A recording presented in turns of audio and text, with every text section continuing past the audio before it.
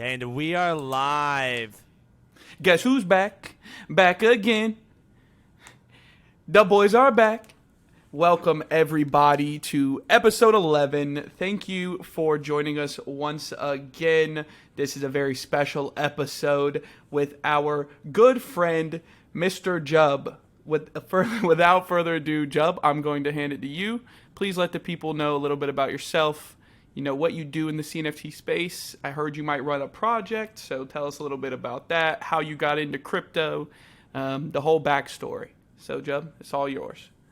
Sure. First of all, thank you for having me. A little bit of background about my history and experience in this space is I initially read a book about blockchain tech back in 2017, but I didn't actually own crypto at all until about the run-up in 2021 at the start of the year. I had a family member come to me and she was like, she is pretty comfortable, I'd say, financially, and she met me at a family party and was like, go put all of your money into crypto. I don't care if you have to live under a bridge because you lose all your money. I'll take care of you. Go put everything you have into crypto. And so I didn't put everything. You fucked up, bud. You fucked up. I took her advice pretty seriously, and so I started doing some research, discovered, of course, I had already had the little background from reading the book, but, looked into what Bitcoin was up to, which is the same thing it was since it started, looked into what Ethereum has going on right now, and then started learning about kind of the founding team of Ethereum. So, learned about Polkadot and learned about Cardano and started buying a little bit of each. And I don't know, I'm one of those people who didn't first watch the whiteboard video. I'm one of those nerds that people hate, where I learned about the tech first and fell in love with the tech. Jesus. And then was like, okay, who's this Charles guy? Yeah. And now, I love the whole thing. First bought in April, and then learned about staking in May. And the first pool I staked to gave me an NFT. And so that was... Which? That was Hosk Pool. Okay. And so that was, just like any good drug dealer, you got to give the first sample for free, and then they'll come back for a little more. The second I got my first NFT, I was hooked, bro. And so, then I started finding the Discords, learning about things, started collecting pretty seriously. And I was doing that for a few months. And then someone came to me about starting a project. And Who? that project ended up becoming the Happy Hoppers Club, which we started working on. Yeah, we started working on September of 2021. We eventually minted in late December of 2021. We had a little booth over at the con. Best booth. Hey man, I knew what this year was all about. You know what I mean? Yeah. I was looking at some of these other booths and I was like, okay, that's 20 grand. That's 20 grand out of your project funds. Real good, real good. But What did you end up paying for the booth, Jub? I mean, I think it was I think booths were like $1,000 ADA or $1,000. That's not too terrible. Yeah, I mean, considering what most projects make, it's not a lot. And so then on top of that, with Halays and Kongs selling merch and shit, they made probably 5-10 times that. I bet you they at least numbers. I paid out of pocket to travel here. You know what I mean? I'm not trying to make hoppers pay for that because I wanted to come for extra days, right? So for the teams that actually funded their teams to travel out, I bet a lot of them made it back in merch sales. So that's at least good. Yeah. But so now I'm, co-founder, and we haven't figured out Web 2 aligned roles. We might end up kind of operating and talking under that structure a little more because I think that kind of thing's good for us. But co-founder and frog daddy of Happy Hoppers Club. The frog daddy. We love it. Frog daddy. Well, I heard when I first went there, so I showed up in a new shirt I got that was like, I love NFTs, which Jub can kind of agree with. But by NFTs, it was more so talking about newts, frogs, and toads. Which maybe I ended up going to the wrong convention though, because there were a couple happy hoppers, but no toads and no newts. Shit's dirty. We weren't even the only frog project. Frog Factory pulled up, and they were doing tattoos on the floor of the convention. Jesus Christ, man.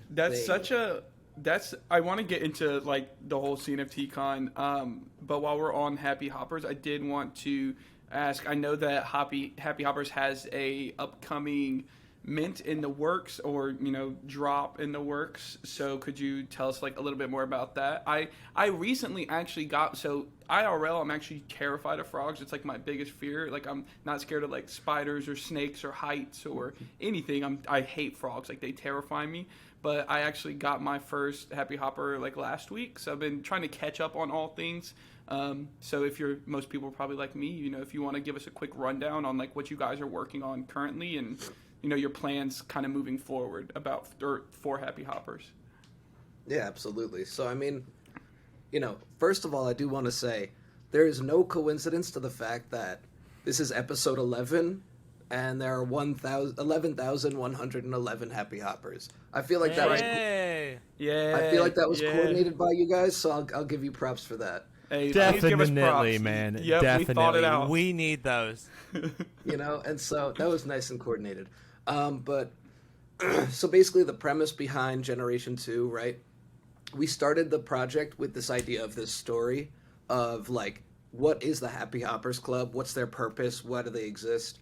And part of that whole thing was like, okay, they were just like frogs beforehand, right? Suddenly they start hearing some stuff on the other side of the tree line. They're like, oh, that doesn't sound good. Let's band together. Let's grab whatever we can find nearby. Let's, coalesce into this group to protect our home. And so that's been part of the Hoppers lore this entire time. But we want to expand that story a little bit.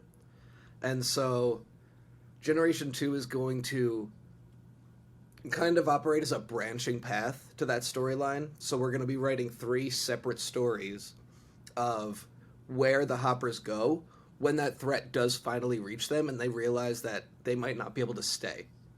And so in addition to those 3 different stories, we want to provide kind of like 3 different regional art styles and drops that pertain to like what they'll find when they finally get out there. They're suddenly spreading out into these different regions, and we want the next drop to kind of reflect each of those regions. So we have the junkyard, which is like, classic scrapyard, robotic, things like that. You have your village, which is kind of, think about it like a human village, We've been dealing with frogs this whole time, and more humanoid elements, more, elements like us, more meaty, fleshy. And then you have the deep forest, which is, they go deeper into the woods to go run away from the thing that they can't quite defeat. They're going to find other elements of nature in the woods. And so we're going to have 3 different art styles, and each of them, with their unique asset sets that pertain to their region. But, one piece of criticism we got from the start, and when we still get to this day, even months after selling out, is like, did you really need to sell 11,000 assets? Yeah, I was gonna say that's bold. Even like at the end of, even during like the middle of the bull run at the end of last year. Because most projects were like 10K, so it's pretty bold to go even higher than that. Ultimately, it just felt like, that phenomenon where like you'll see things listed at like $19.99 instead of $20. Yeah, and you're like, it's cheaper. It's like in your mind you think it's cheaper.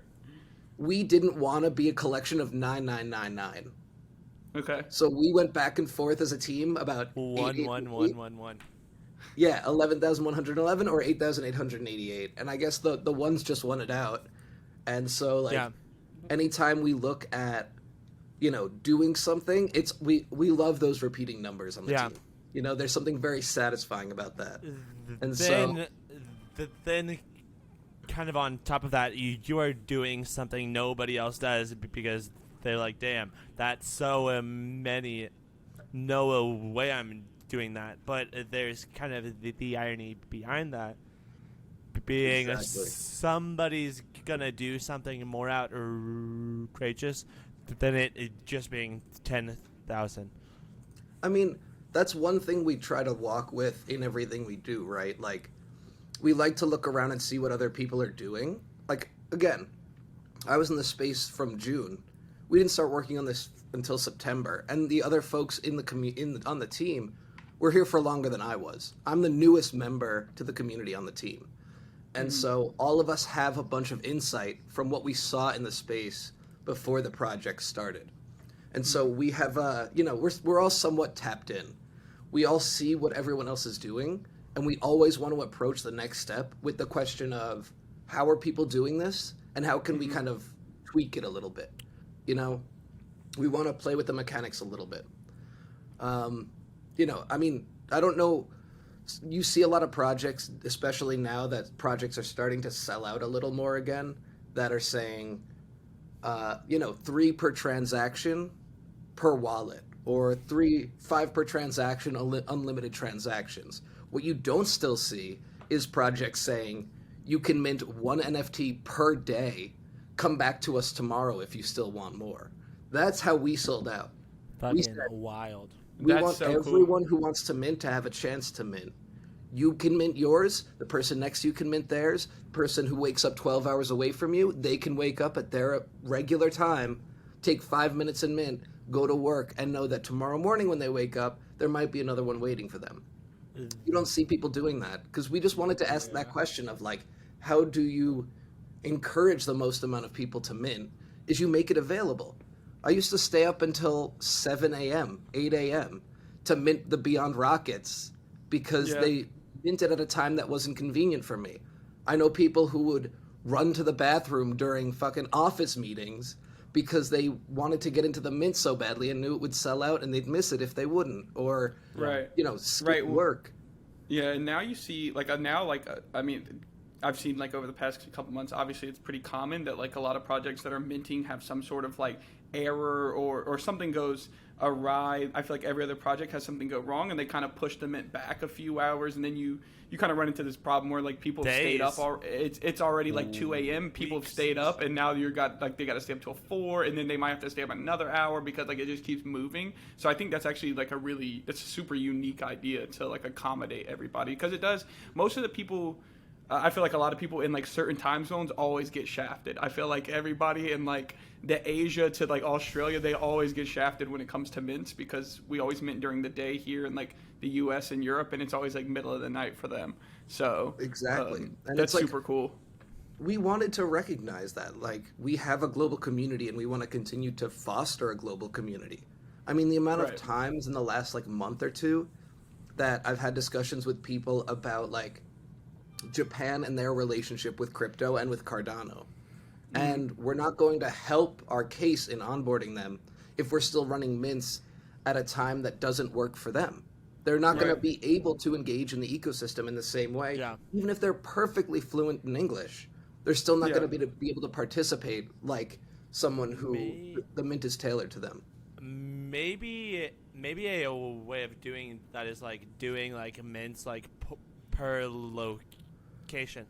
Like saying we will be minting 2,000 of these NFTs in America.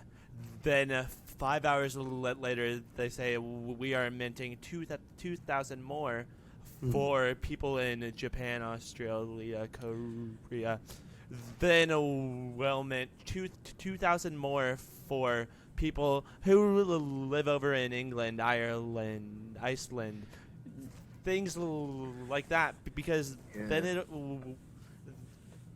that's kind of a mix of your idea with like doing 1 mint per, and making it where you can mint multiple, and not need to go on your laptop every day and say, damn it, I've got to go mint another fucking hopper.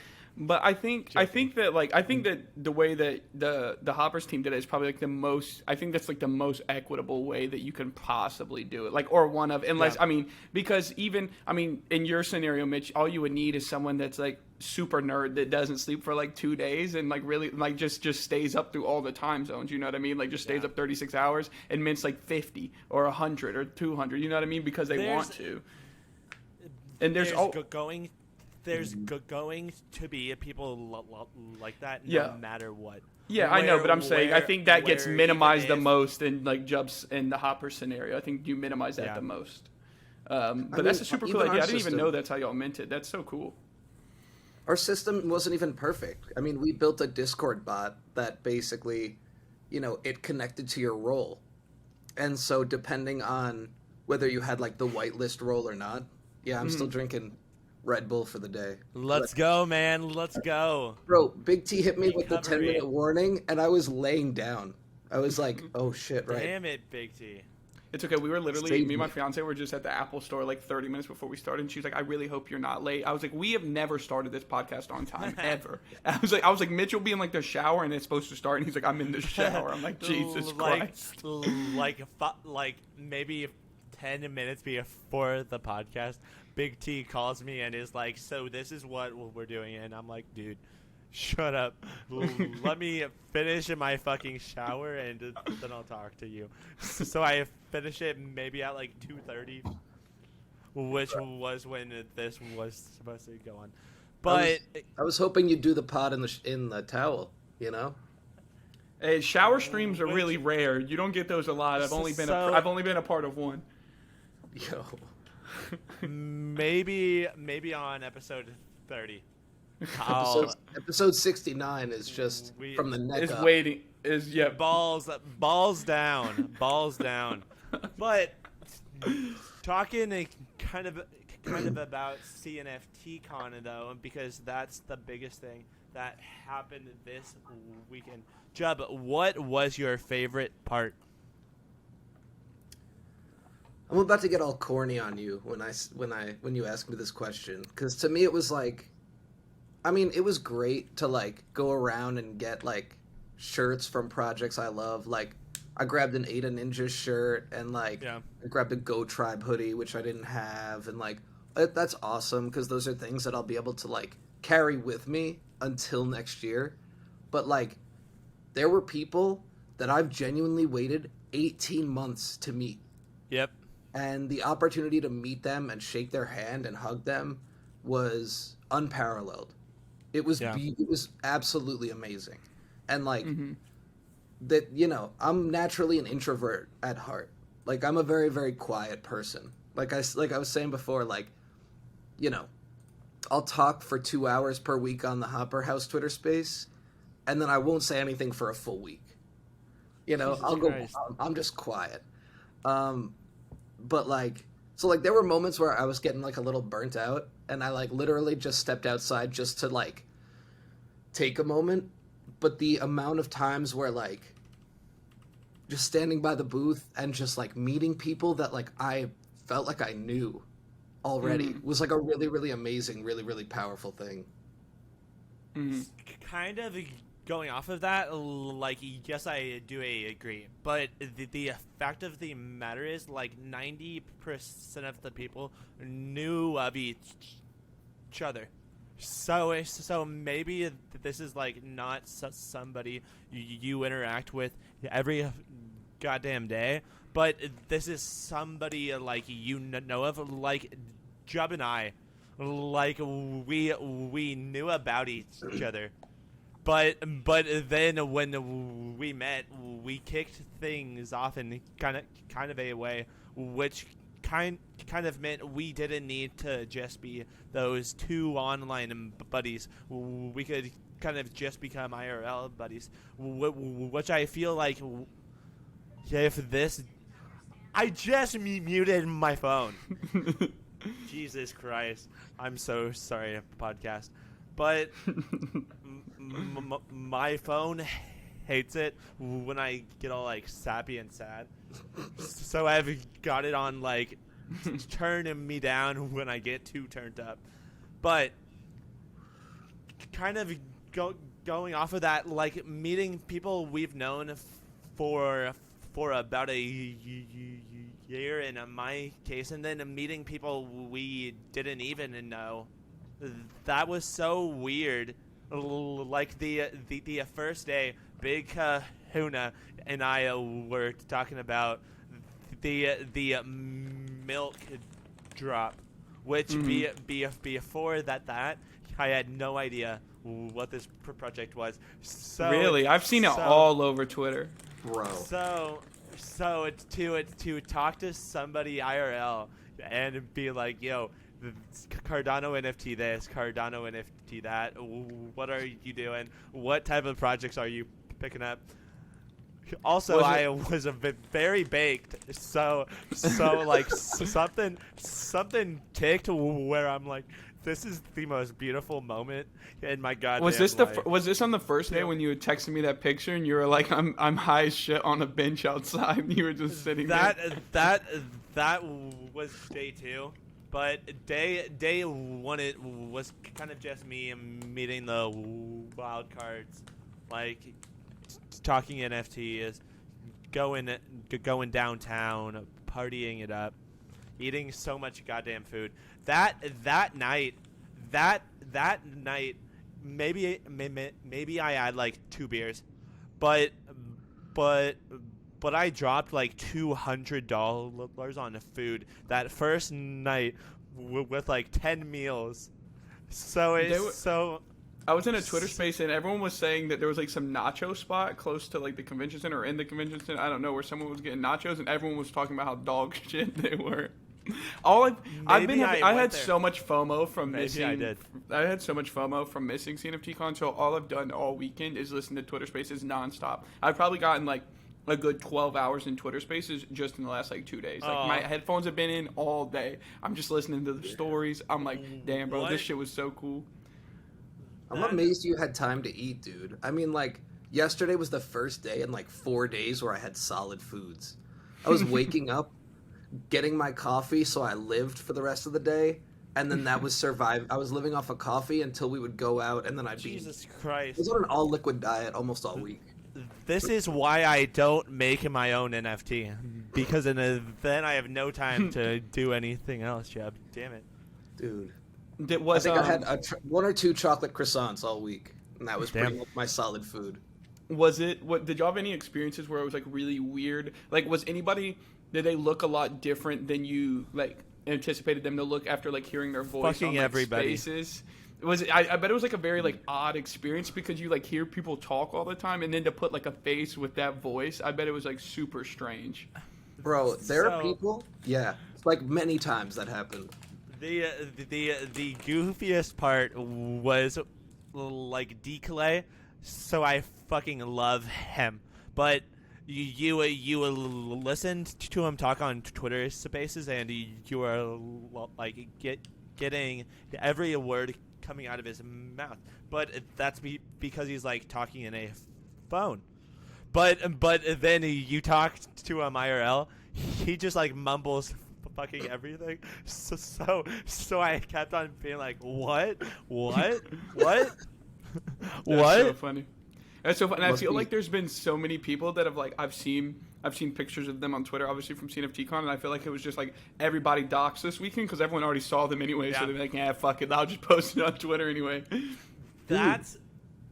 That's like something that cracked me up, is because I was doxxed before. People would come up to me and like point at me, and I'd like wave at them, and then they'd be like, yo, you are this person, and then I'd be like, yo. Then they would never tell me who they were. You're like, I don't know who you are. So I shake their hand. Then kind of on the opposite side of that, sometimes I go up to people and for some fucking reason, like they've never watched the Degen report, so they have no idea who we are, but bunch of losers. But I'd go up to them and be like, oh, I'm a stutter boy, and then they'd be like, dude, take your time. Just like say it when you're ready. Meanwhile, I'm like, no, that is my fucking Twitter handle. I am stutter boy. Then you'd see the cogs turn very slowly, and them be like, oh, but very, very awkward. What other interactions did I have? Dude, there was at one point I was sitting at the bar talking to someone, and apparently, despite all the noise in the crowd, someone recognized me by my voice and walked over and introduced themselves. Like, that's badass. My face has been out there for a while. You know, I've done video interviews, I've done roundtables. I have a fucking 100 memes with my face on it on the Hopper server at this point. Yeah. But, like, the idea that someone recognized me from my voice, that was a really stunning I felt like that would happen. I felt like that would happen a lot, just because like we do like hear each other talk a lot, especially people that are like really active in spaces. Like if I would have, well, maybe not D-Clay, I mean I hear his voice every week, but maybe not him, but especially like who has like a really unique voice, like AI, if I would have heard his voice across the convention center, I would have been like, oh, that's like AI, like I could tell from like his voice.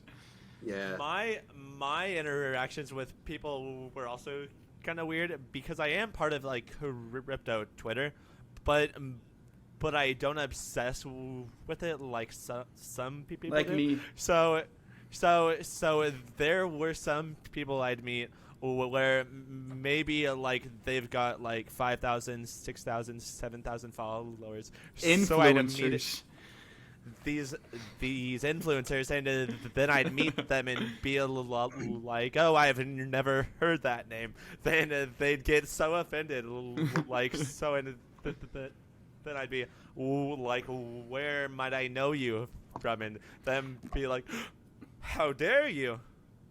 I mean, like, but then kind of on the other side of that, there were some people there that I thought that their ego would be huge, but was literally non-existent. Like my best representation of that is like fettuccine. Both fettuccine and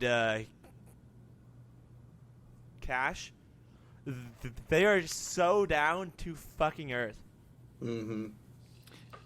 It's because we live in like this really weird like social bubble where it's like we're very like social with each other, but we don't like we never see like it's just like a weird thing because you interact with somebody so much without ever like knowing them in person. So I feel like it's like really weird to like read anybody because you don't really like, I don't know, it's really weird. I feel like it's such like an odd feeling to be so close with so many friends and like actually like physically talk to them and then not see their face. I'm just like, this is such an odd feeling.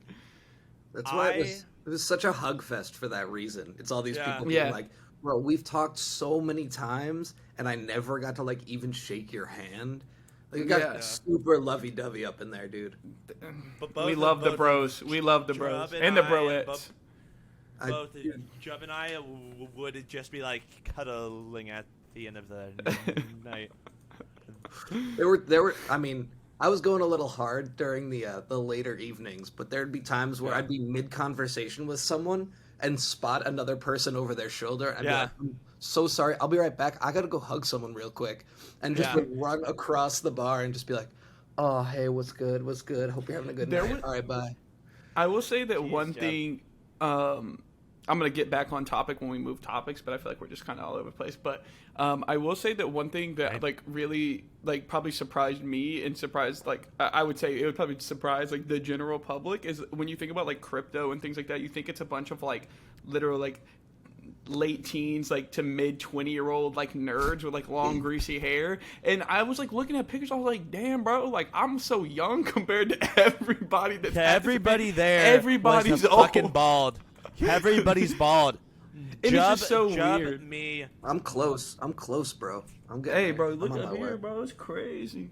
Hey. I don't know what happened. Yeah, guys, same.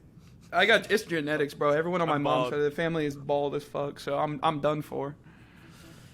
Don't worry, I'll go grow out in my hair, and then I'll make you a. Yeah, I'll just duct tape it and stick it like this. Or just you could have my hair. So I I'll used shave to. it all off and give it to. I used to have Big long T. hair, and then Yeah, I used to have hair that long, bro. maybe Back it's in the crypto day. Twitter. Maybe it's Yeah. just like the stress that crypto causes makes your hair fall out. Who knows? People were saying after your first conventions when you start growing the grays out, and I'm like, Oh shit. all right, let's see. Let's see it.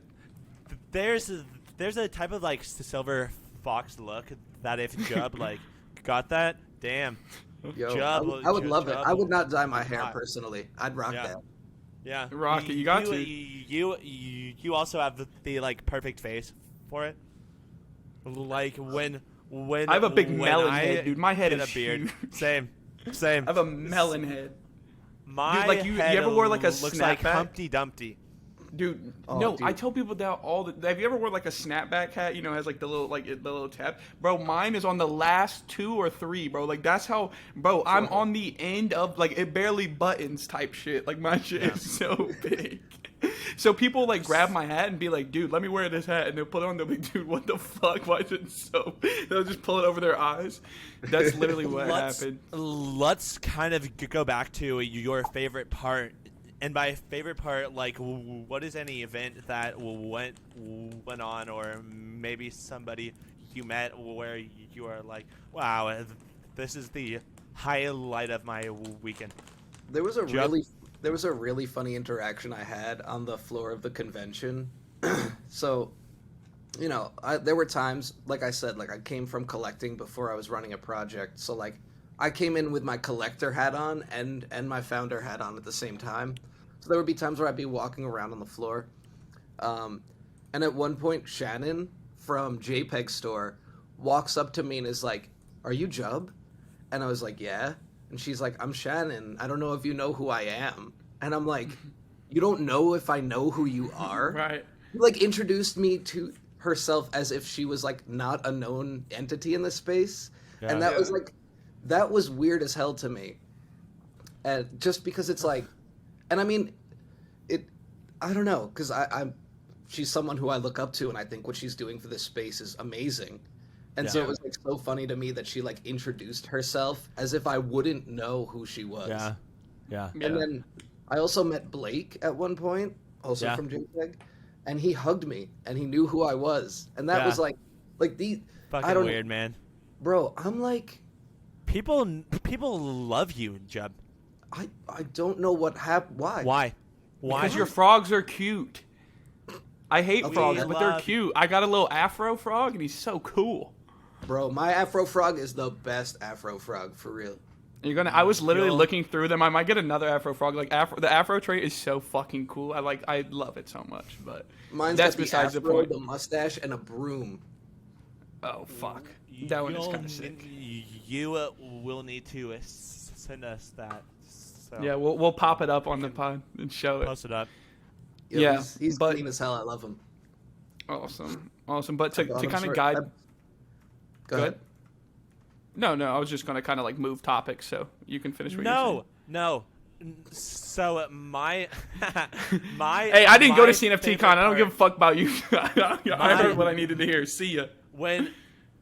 So two guys I met, they kind of came from a army. So they are two Aussies, Dude. two very Hey, beautiful. and shout out to Aussie the men. Aussies that made that trip, dude. That is a long fucking trip. If any Aussies were there, bro, like they deserve every like round of applause for making it that far. True. Dude, yeah. 28 hours, Jesus Christ. But because they came from fucking the land down under, I took it above myself to do a shoey with somebody else's dirty Dude, that was going fucking crazy. Nike skater shoe.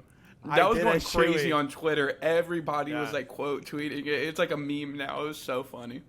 But before I did that, like I ended up taking a whole ass edible, and because I'm not a big pothead, that shit hit me like a fucking freight train. Because goddamn, so I went outside, like sat on a bench like this, maybe closed my eyes for maybe like 30 minutes. Bro, edibles will put you on your ass if you're not ready. Yes. Then I go back in because Tyler's like, dude, I need Clay merch. Bro, I need Clay merch so bad. So I'm like, But that's because you were like, hey, I'm going to get you this Clay merch. I'm about to walk over there. And then you like never responded to my text. I called you, didn't answer. I Snapchatted you. You just left me on red. He was like, I'm going to go get this Clay merch. I'm going to call you right back. And then just didn't talk to me for like 8 hours. Comatose. Dude, I was fucking comatose. And then he calls me. He's like, I got you a shirt, dude. Leave me alone. Fuck off, dude. But during that time, I ended up going to the Clay booth, bought that, left my wallet there. So they sent it to the main person up front, which I'll talk about in a second. So, like, maybe 20 minutes later, I go back there. I'm like, yo, I lost my wallet. Then Clay Junes comes over and is like, so are you the guy that lost his wallet? And I'm like, yes, that's me. Then I give her my Twitter. Because I'm like, just message me if you find it. Then somebody else comes in and is like, yo, we ended up like giving it to the person at the gate. He seems like he knows you.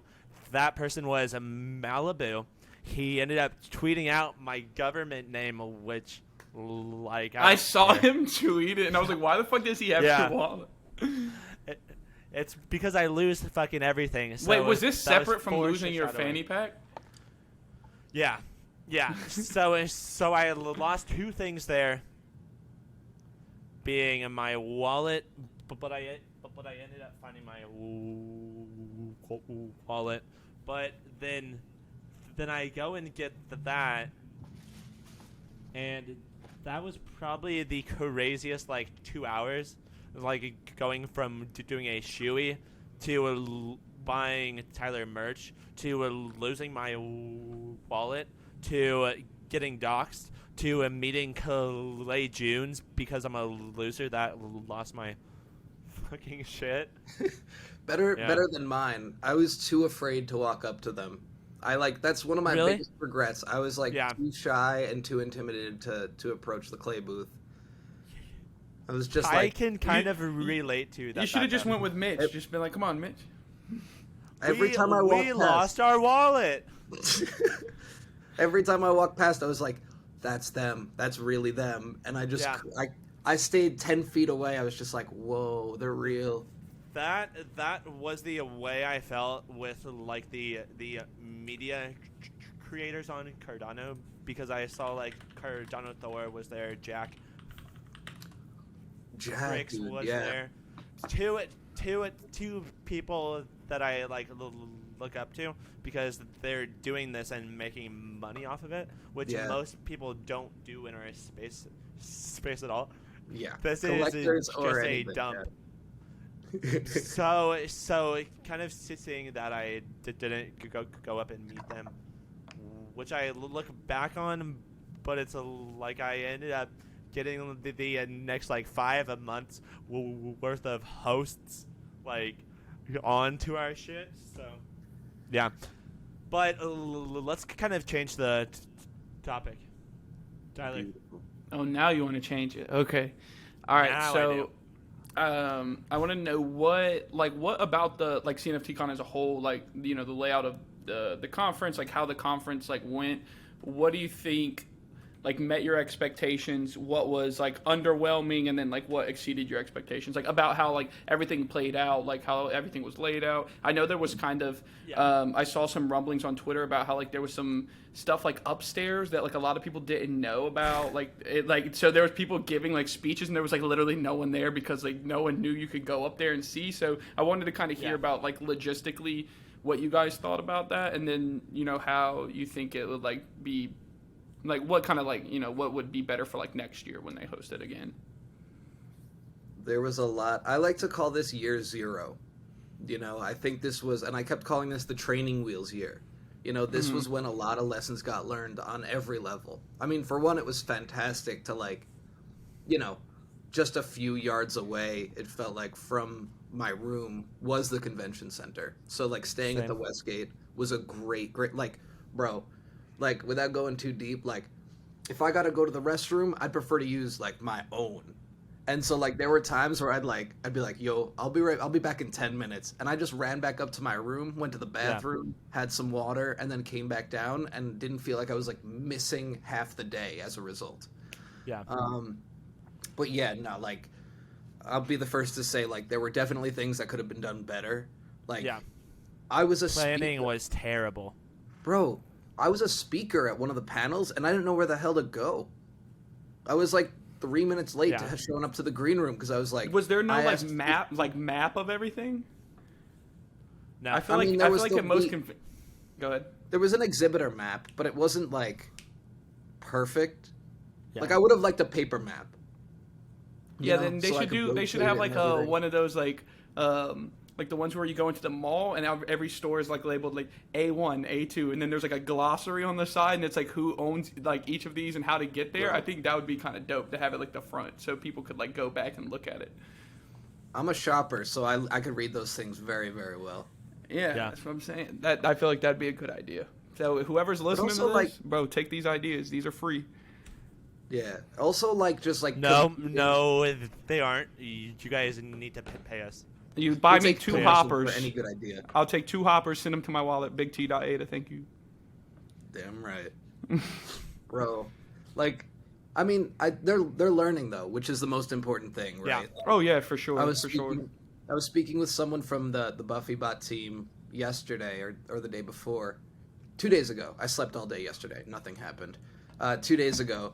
And he was telling me, we're learning things about next year. We're learning how to do things better signage, more clear instructions, all of that. Because there were times where there's a panel going on upstairs, and then there's something on the main stage.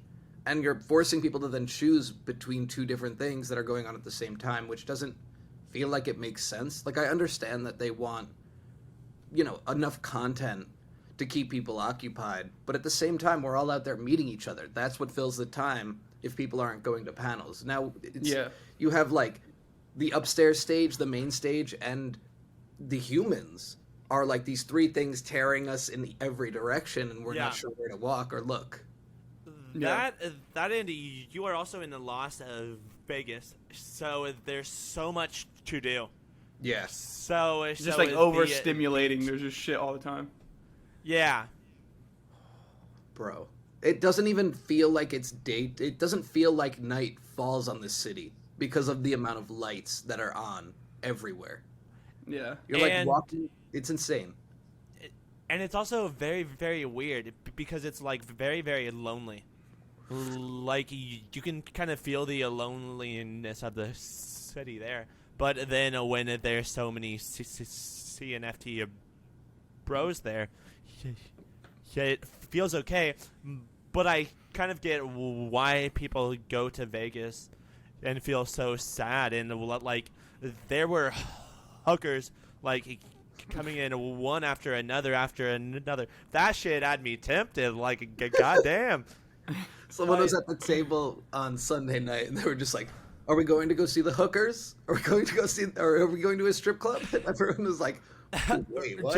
Chubb, who was that guy that kept on coming up being like, should I go to a club? Should I not? Maybe we shouldn't dox him, but I'm not going to do the homie like that. No, I can't. That was about like maybe 30, 40, 50% of the people. Bro. Like, If like, he caught me on a night where I had a little more to drink, I probably would have gone with him. So I'm happy Yeah, I played it a same. little safer that night. Jub, what we need to do is we need to go to New York, and go to a strip club. I've never been to one actually. Neither have I. So I'm so sad I didn't go. Neither have I. Jub, So maybe. So next year in Vegas, the three boys, I'll be there. I'm 100% going. Hell yeah. Tyler, would your soon-to-be wife let you go? Oh yeah, she doesn't care. For sure, she like should just- 100%. Let's go to a brothel then. All right, well now you might Maybe be she stepping into cared a then. you might be stepping into a different realm on that one. Ah, shit. Yeah, on that one, but yeah, I that was Should go on.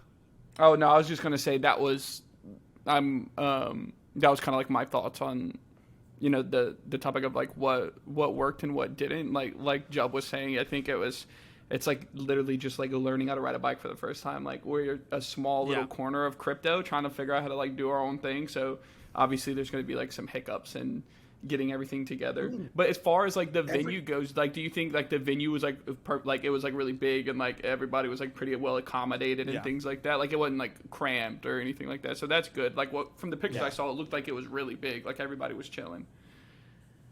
It felt like the kind of convention center we could use for next year. Okay. Yeah.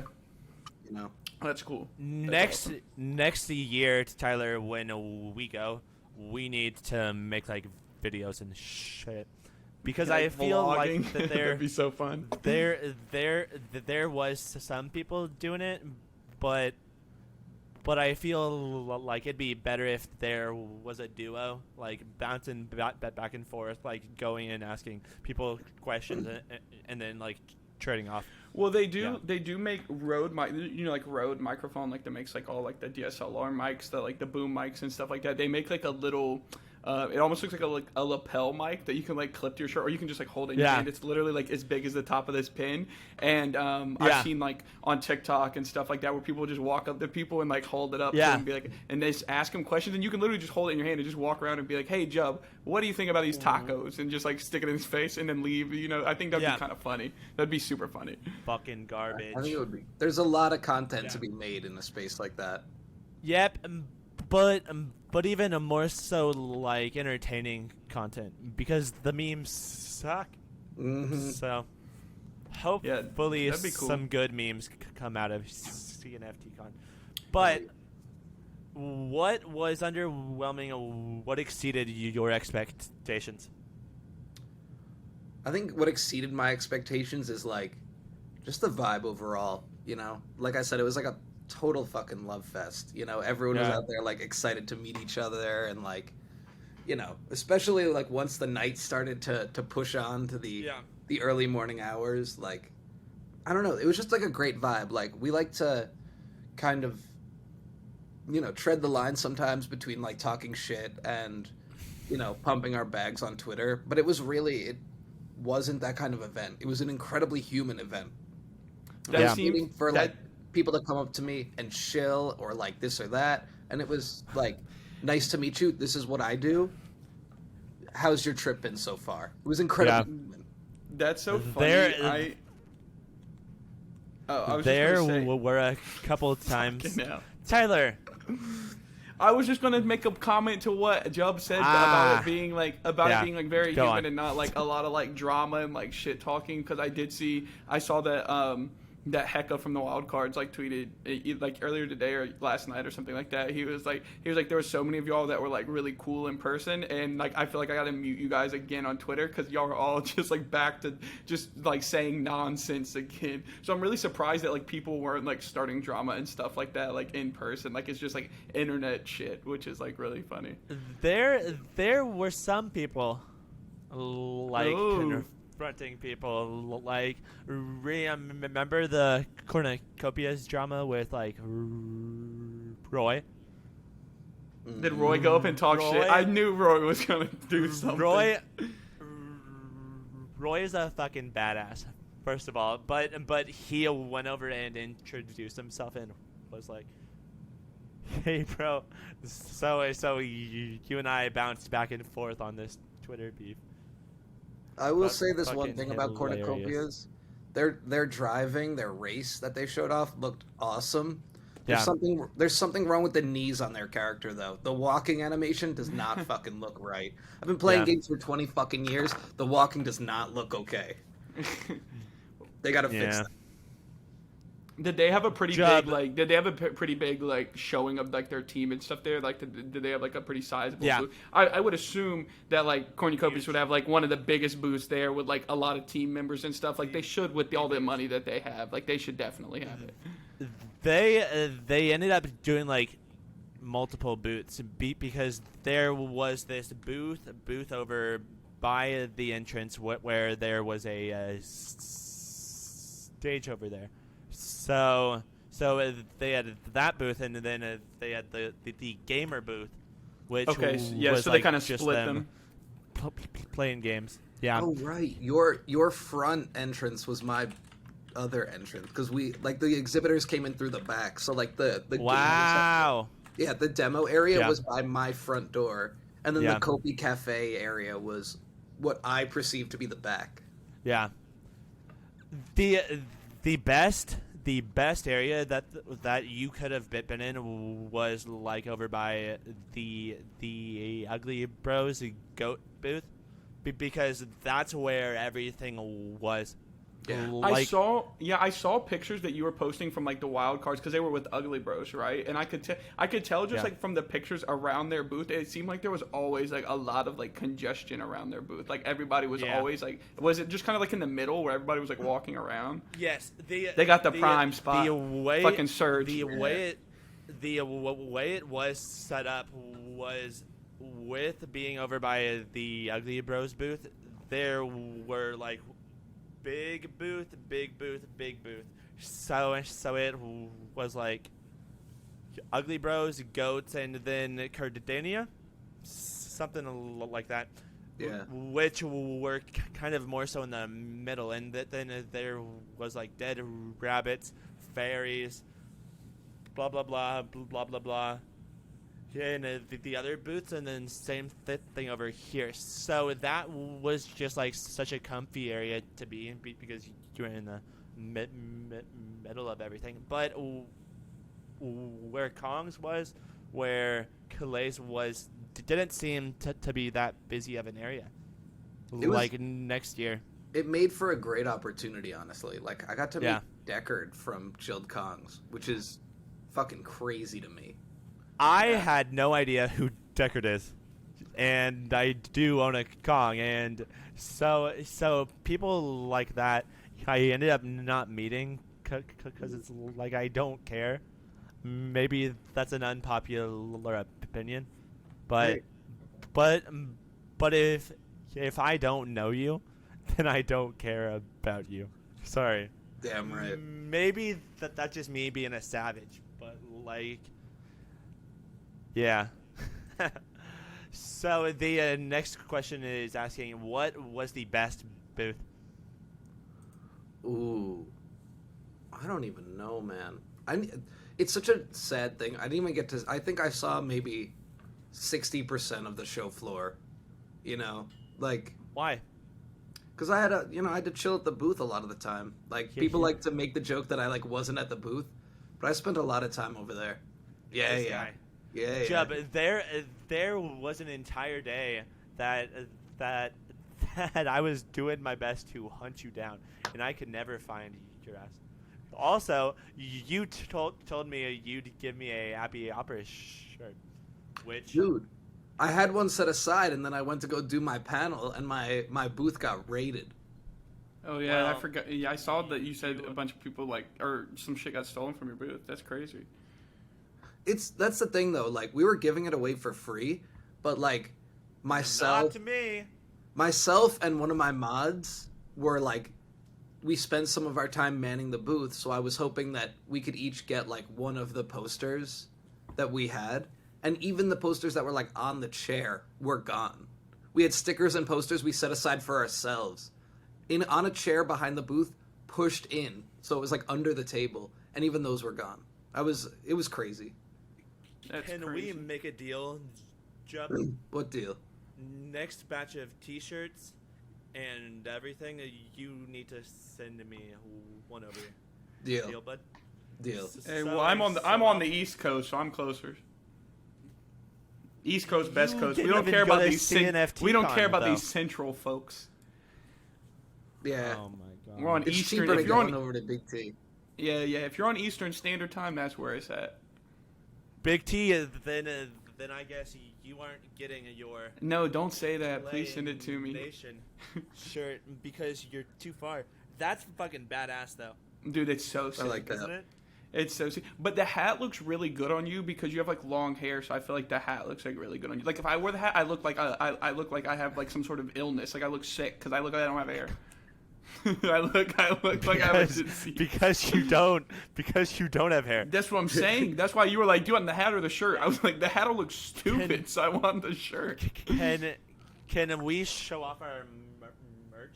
Yeah, let's see what everyone's got. Bro, I got everything. Moving the camera again. You guys know why. It's because he's got his balls out. Bro, I'm allowed to. It's my room. It's my hotel room. The hookers are coming in 30 minutes. Let's get this podcast over with. But a project I'm really looking forward to is the Keyboard Warriors. Keyboard Warrior Internet Cafe. Yeah. Tyler, look it up. Have I they ended up minted? meeting those people. Did they mint? Or No, they. Okay. These are people that we need to get on the show because I love their fucking art. Great energy. Not sure if they know what type of podcast we are, but that will be a very rude awakening. Dude, I think I just broke my knee. Awakening. Keyboard. Good. Okay. Sorry. They were Keyboard cool. Warriors. I Internet saw. Cafe. So while y'all before y'all show your merch, like what was a project that like really kind of like blew you away that like maybe you hadn't heard of or was like pretty like low key like on your radar? Like I saw, for instance, I mean I didn't go, but I saw a lot of pictures and info about the like the golfing NFT of the dudes that had the Chasing big golf cars. simulator, and I was like, dude, they flew from Australia. They're like still minting. They're not even minted out, and they brought like a whole golf simulator and everything. Like that shit was cool.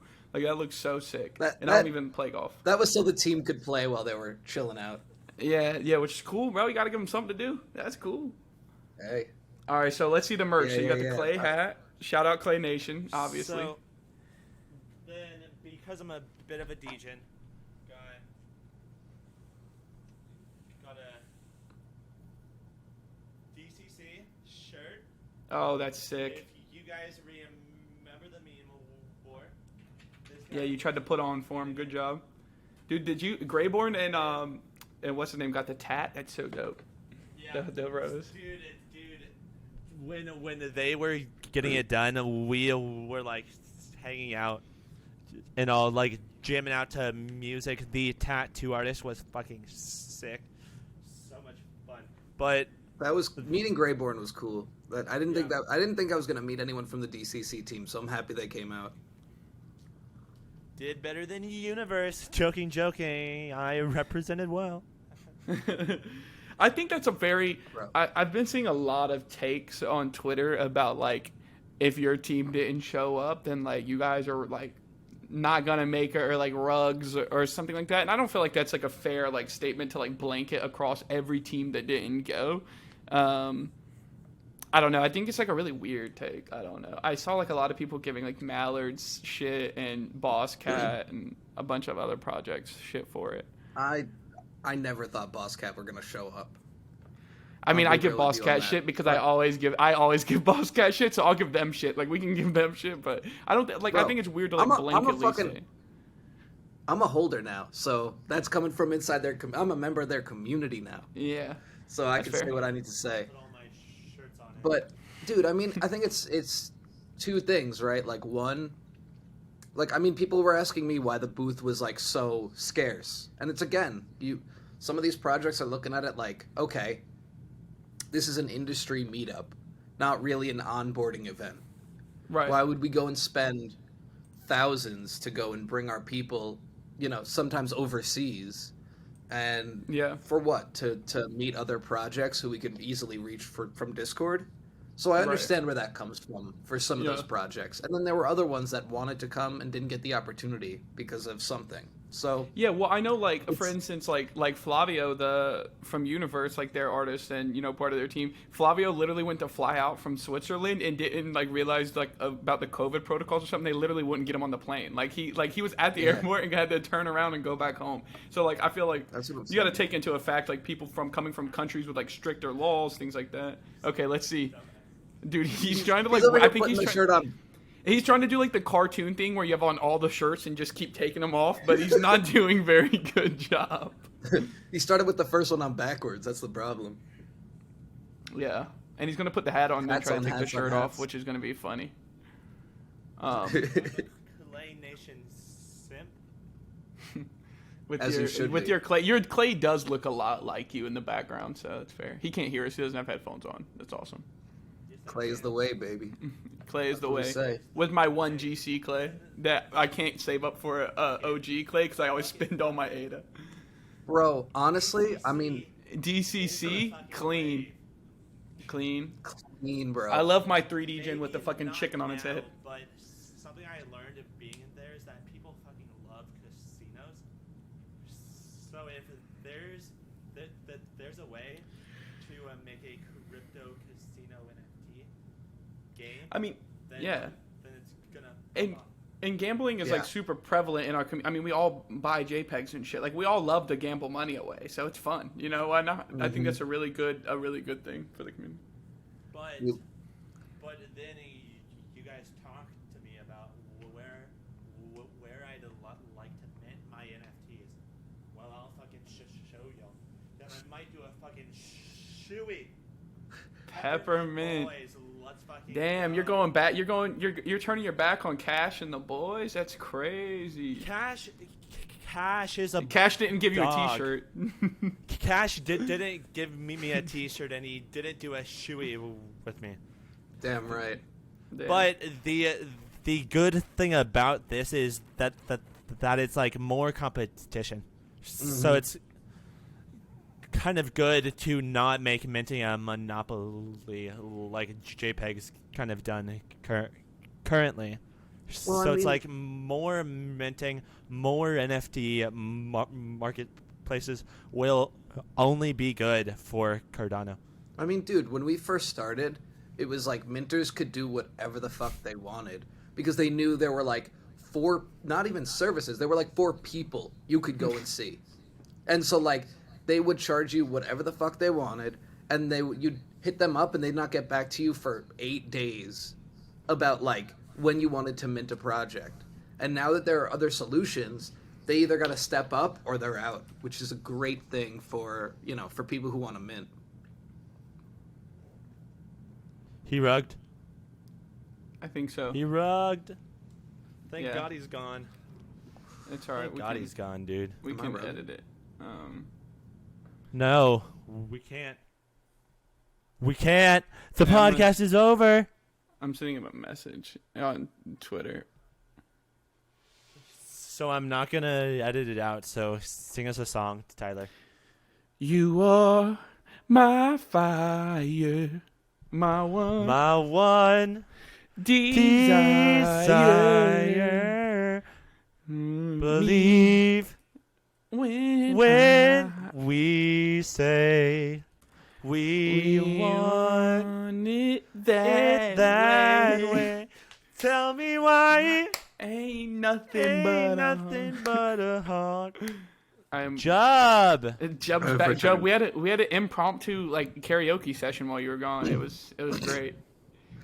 This actually brings me to another opportunity for improvement. How about we get a fucking like CNFTcon internet package? Because why the fuck am I coming here to look at my JPEGs on the internet if I have to pay $15 per day for fucking internet? Welcome to Vegas, bitch. And it barely works. Like they don't load or anything. Welcome to Vegas, bitch. Bro.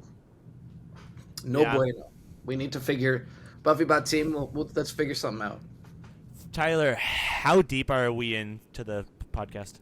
We're at hour 5. Hour 5. Hour 5, baby. We're doing good. We're doing good. Except for me rugging and then Jub rugging.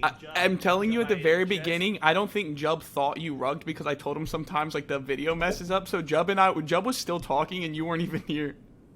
What ended up going on is I put my headphones around my mouse. And he has this little button on the side of his mouse, and he fucking rugs every episode. When he hits the button, it literally pulls him out of the thing every time. It's great. Bro. Dude, I'm just too ADHD. But Jubby, this is a collab piece I got, which is a collab piece with both Ugly Bros and a new project that hasn't minted called Ikigai. Yeah, House of Ikigai. Yeah. I'm familiar with that project. That's Maria and Peppers, right? Yeah. Yeah. I've seen them around. Cool. Which brings me on to my last piece of merch. Got some Cypher Kick socks for free. I Dude, forgot to get Motherfucker. those. Right?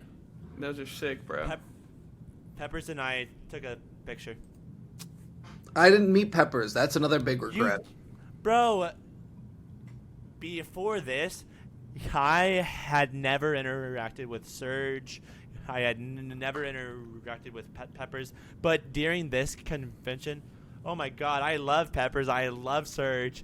And I'm about to drop 900 data on Cypher Kicks and fucking... Jub, you need to maybe next year like you can bring more people from your team over, so you have like more, you can like get away from your booth. I feel like that's probably something that a lot of the smaller teams had trouble with, is like it's hard to network when you're stuck at your booth all day. That's one thing I've been saying this whole week is like, I'll pay out of pocket to get more people on the team over here for this week. You know? So y'all can like take turns like manning the booth and like walking around. Yeah. However, he did bring Udon. Or just give me a Hopper shirt and I'll just sit there and people be like, come up, ask me questions. I'll be like, yeah, and I don't know what the fuck I'm talking about. We had one of our mods running the table for a little bit while I was like running around, and people kept, because he's also like a white dude with short hair and a beard and glasses. People were like, long beard. "Oh, Jub, it's so nice to meet you," and he was kind of playing it off like, "Yeah, nice to meet you nice too," to meet just you, man. playing my part for me. That's great. No, so I keep on forgetting his name, but keep in mind, I also met like 2,000 people. Yeah. So most people I met there. So if you were wearing a JPEG shirt, to me you are Oxy, but that's just because that's what I remember, right? So We gotta get him. So when Jub and his mod were talking, I'm like, oh my god, what's going on, Udon? Because he's got a big orange beard, which is like kind of what I imagine Udon to look like. But Yeah, that's our mod, Scorchill. It was awesome. He actually crashed with me in my room for a few nights, which was really Nice, cool. man. That's dope. Nice. Bonding and bondage. Hey, Hey, man. Jesus What happens in Christ. Vegas, right? nothing That's better. right. As you sip Red Bull out of like a nice, clear cup. Yeah, it's not urine, I promise. Just trying to stay alive. It definitely looks. It's not as mod's urine. Yeah, it looks very swear. much like piss, but I'm pretty sure it's not. I feel like Very Red Bull- dehydrated piss. I'm telling you, unless it's like a Red Bull vodka, I'm not drinking Red Bull. I feel like there's so many better energy drinks better than Red Bull to me. But Yeah. That's I also used to That is drink like what 3 I energy drinks a lived day. off of.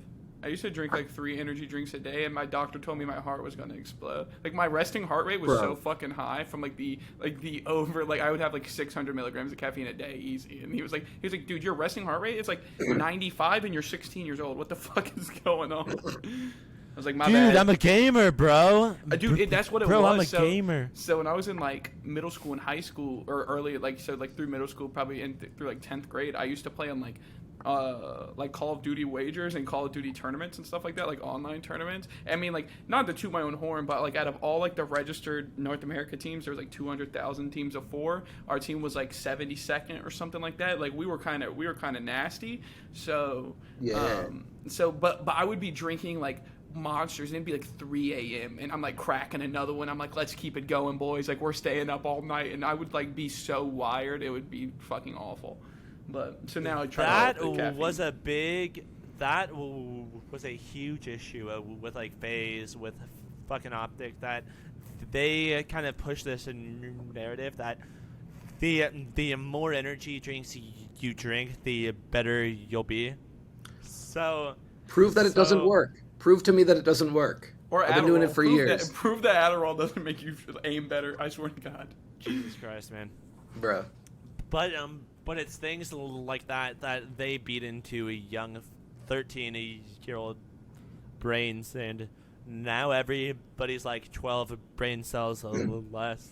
Bro. And I'm using all 12 of them to buy same as you. JPEGs. Yeah.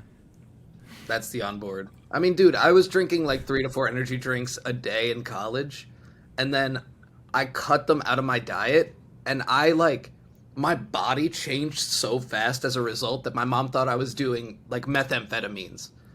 She was like, but the "You first look couple like you've days, been doing the drugs." first couple days after you stop drinking like that much caffeine, once you go from like a high level of caffeine, like overstimulated to like none at all, it literally makes you feel like dog shit. Like for days on end, you feel awful. Yeah.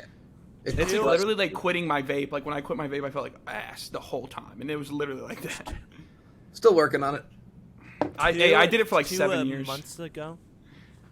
2 months ago, I went off of amphetamines because I'm very, very, very ADHD. So like, they had been giving me Vyvanse since I was fucking a infant, wearing diapers, popping these large ass pills, being like, eat it, bitch.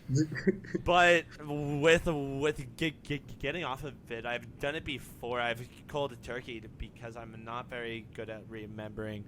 You need to go and get more. So I'm like, F it, not gonna do it. I ate even more than I did in Las Vegas. Like first 2 weeks, but then after that it gets a bit better. So. Oh yeah, there's definitely a little off ramp. But you are also in a Vegas job, so like everybody's smoking cigs. I feel like I'm the only person in the whole NFT space that like doesn't smoke. Smoke weed or smoke weed.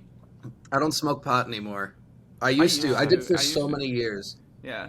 And then like I didn't really enjoy it as much anymore, and I felt so bad saying no to people all week. They were like, "Yo, let's go outside, let's go smoke a joint," and I'm like, "I'm actually good, but like, thank you, I appreciate it." I'll come rip the vape and just stand there and like shoot the shit. Yeah. That's what I do. I'm here for moral support. Yeah. Yeah, that's like me and cigarettes, because what I kind of learned is that when I do smoke, my voice hurts so bad. So it's like, if I'm gonna smoke anything, let's do a blunt that gets me that kind of high. Why did you guys why don't y'all smoke weed anymore? I used to love blunt cruises, man. That was like the best part of like blunt cruises. Yeah, dude. You never gone blunt cruising? No. Bro, it's when you roll up in the car with like 3 or 4 of your homies. You roll up like a fat blunt or two, and you just go and like cruise. Drive. Like, I'm in the suburbs, so we got like a lot of these back roads in the woods, and you just cruise down those roads and pass it around. Dude, we did that. That was when a I was few like years 18. back. That was a great time.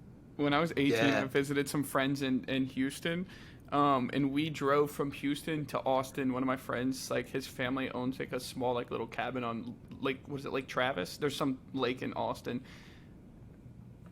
He hits the button, dude. Every fucking dude, and it's always like this too. Like he literally has to cut it out of when we post it, because he'll literally be talking like and then just fucking he's gone. Look, he's gonna come back laughing. I love that. Let's go.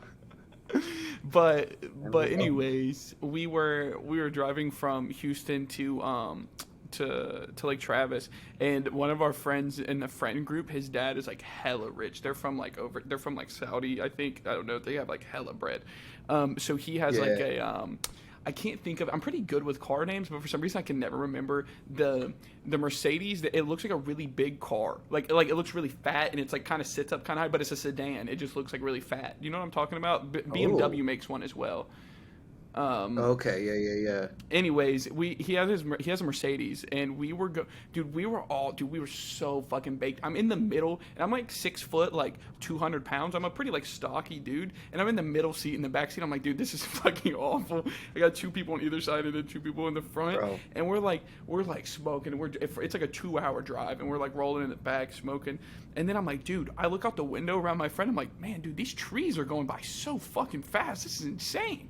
And I was like, maybe I'm just really high. And I like look up, and my buddy's going like 110. And I was like, dude, I'm like tapping him on the shoulder. I'm like, let's like fucking ring it back here a little bit, buddy. Like this is a NASCAR. Holy shit. But it was like one of those moments where you were like, wait, am I high or is he driving really fast?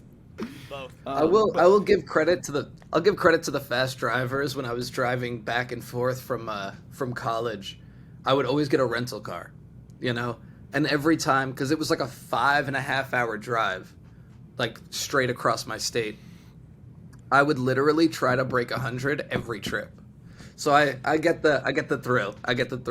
I've never been like that. But to answer Mitch's question, I gave it up because I have like 3 years ago, I got diagnosed. I have like really bad like vertigo now, so like I'll get like if I get too high, it just like triggers my vertigo, and I like the room like moves for like days. Like it's like normally like if you get too high, it'll come down. Like not me. Like it just feels like that because like my vertigo lasts for like a day to like 5 days most of the time, and it's awful. That's wild. Why is there not a way to like fix that? So like, there is so I have like multiple. So sometimes I'll just get vertigo like if I like look around my shoulder too fast, or like I'm eating. This happens all the time. I'll be eating at the coffee table or like on the couch, and I'll like lean over and then look up at the TV really fast, and it'll fucking make me like dizzy for like a couple of hours. So that's normally from like. It's like a long medical thing. You have like these little crystals inside some tube in your ear, and they like fucking get mixed up, and you have to wait for them to like settle back down. So sometimes you can just move your head a bit and it'll like fix it. But I have like vestibular migraines. So like migraines run in my family. My dad has like cluster headaches. He has to like give a shot in his head sometimes because it's so bad. Anyways, I'll get like a really bad migraine, and it'll be like a headache that lasts for like 2 days, and I'll be like, all right, here it comes. And then for like the next week, like the room spins for like days on it, and I'm like, dude, this is fucking awful. But that only happens like once every like 6 months. Damn, dude. Like it blows my mind that we have solar powered cars, but there's no pill you can take to. Bro, it's big pharma, bro. Hey, and I hate conspiracy theories because most conspiracy theories are really dumb. But I will say that, bro, they know how to cure cancer, and the pyramids was built by aliens, and I'll stand on both of those, bro. I'll stand on them. And those are Bush my favorite did 9/11. And Bush and Epstein didn't kill himself. Yeah, he's never mind. Anyways. But let's get back to talking about things that matter. Yeah, let's get back to them damn JPEGs. Yeah. So who had the best booth there? Shit. The coolest booth. Happy Hoppers. Fanciest booth. Fanciest booth, most random shit. No, I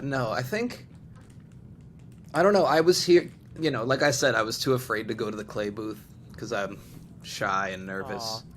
But I was hearing some amazing things. Like apparently they had a clay class that they were doing. That Mitch's doppelganger was running. No way. With a little long. That was like everybody. Their artists that always. Yeah. That has like the long dreads. Everyone on under his post was like adding Mitch, and Mitch was like, "What is going on?" And bro. And then that guy's like, dude, guys, I don't have a stutter. And I'm like, yeah, he was so confused. We are all stutter. We all stutter here. Then I ended up meeting that dude while talking to Chubb. Jeb, I think, was like, yo, dude, we're twins. And he's like, what the fuck are you on? And I'm like, oh, okay. There's at least one photo where someone tagged me in it, and I'm not in it. Yeah. It's just another dude who's got a beard. Everybody had beards. Everybody had beards except me. Hey, I don't have One day you'll grow into it, bro. You'll grow into it. How old are you, Jeb? I'm 30. 30. So I've got 7 years. Yeah, bro. You got plenty of time. But you and I also did talk about this, and you were able to grow a beard back at like 90 years old. So. Yeah, I've been trying to figure it out. I mean, dude, the reason that I have this beard style and hairstyle is because a girl I dated was like, "What the fuck are you doing? You look like a mess. Do this, do this, do this." Saved my life. So are you dating her now? Nah, that. Fuck her. Fuck her. That is so dumb. See, so maybe. Jump was like, no, it helped. Jump was like, it helped. Yeah. I'm good. She improved me, so the girl after her had a better time. Yeah, that's right. How did she improve you? She rugged her damn self. Oh fuck. Fuck. Going back and looking at old pictures of me, the way I did my hair, because like keep in mind I had it all like short back then. But what I do is push everything to the other side, so I'd look like a damn cockatoo.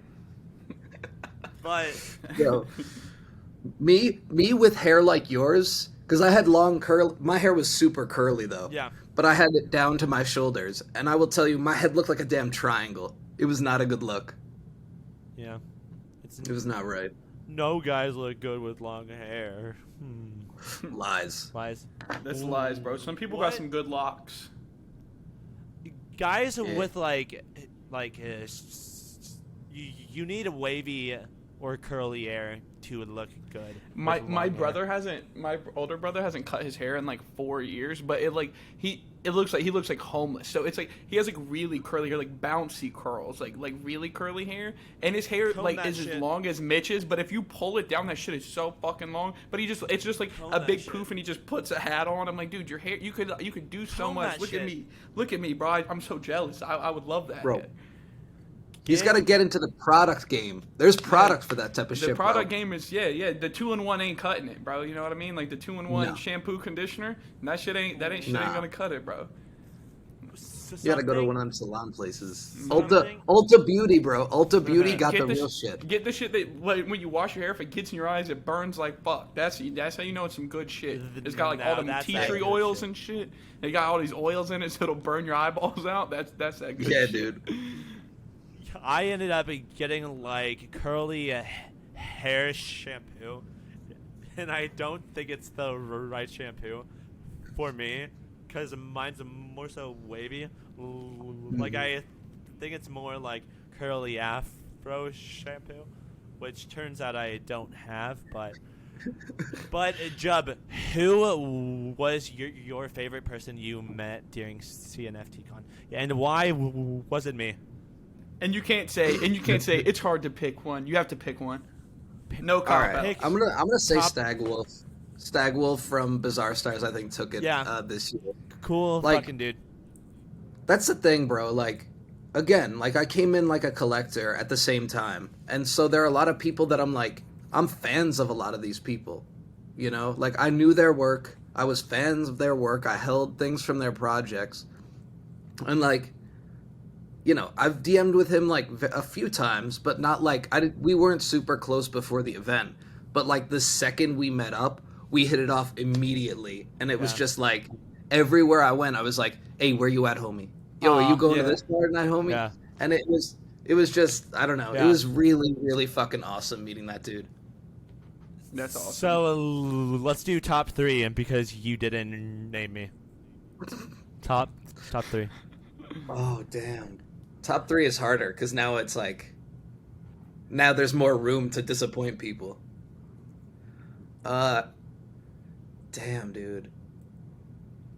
I don't know. You give me your 3, and I'll come up with my other 2. All right, I'm gonna say my three of them favorite. are- My favorite were. I'm just kidding. I didn't go. So. My top 3 was Jubby, and Jubbit. Jubberton. Jubber. That's what's up, bro. So the wildcard guys were fucking awesome, but my favorite of them, I'm picking favorites. So sorry guys, was probably Hecka, but that's just because we'd been gaming for a bit, so like we knew things about each other. So the first day was just fucking Hecka and I, like hanging out, eating food. Fucking just like vibing out, smoking weed, smoking crack, smoking meth, mostly meth. But Dude, did you play any beer pong at their booth? beer pong, yes, I did, and I Did kind you of win? carried my team. I don't. Who was on your remember- team? Who did you carry? Dude, I met like 2,000 people, and I suck at names. So your teammate in beer pong was not on the list. No, Not in the top 3. but that's because he sucked ass. He is not gonna watch this. This I is how people hope he feel doesn't. playing This is how people feel playing Overwatch with you. Jesus Christ, man. You know, they're like, damn, I we gotta gotta carry do this that guy. this Yeah. week. Yeah. We gotta do that this week, by the way, homie. Overwatch 2 came out, and I went to fucking Vegas like Yeah. an idiot. I should have been home grinding and competitive. That's what I should have really been doing. What rank are you, Chubb? I don't haven't disappoint ranked me. in. Bro, I'm about to disappoint you. Watch me. I'm like a gold tank, but I'm like bronze DPS. I'm so shit at the game, bro. Yeah. Same. Everyone who like games in our community is so skilled and good, and people are like, "Oh yeah, I'm like playing in Masters," and I'm like, "What the fuck? Like, how?" My highest high was like 3,200 manning tank. Okay. So I Not mean, bad. even if we place, we'll still be able to play together. I think. I can't play But any game that's not then- like a FPS. If you have to shoot anybody in third person, I quit. I can't play. Yeah. Then Dude, you need to jump on over. We'll watch, dude. other than Gears of War, because Gears of War is the fucking goat. That game is fantastic. Gears is such a. Everybody I've ever played Gears against is just so sweaty. I cannot play that game. I'll play 3 matches and want to break my monitor in half just because people Oh. like religiously play that. Like if you still play Gears, you're really good at the game because like only good people play that game still. I do the fake out though, where I'll like, because you can sprint, you can hide behind cover in that game. Yeah. I'll walk around without sprinting, not using cover, and like walking around the cover, and I'll bait people out into thinking I'm really bad, and then I'll flick on them real quick, Oh, and they'll shit. not know they're coming. That's It crazy. works more than you think it should. Most That's crazy. most of what I play is like single player games because I play a lot of Minecraft. got same man.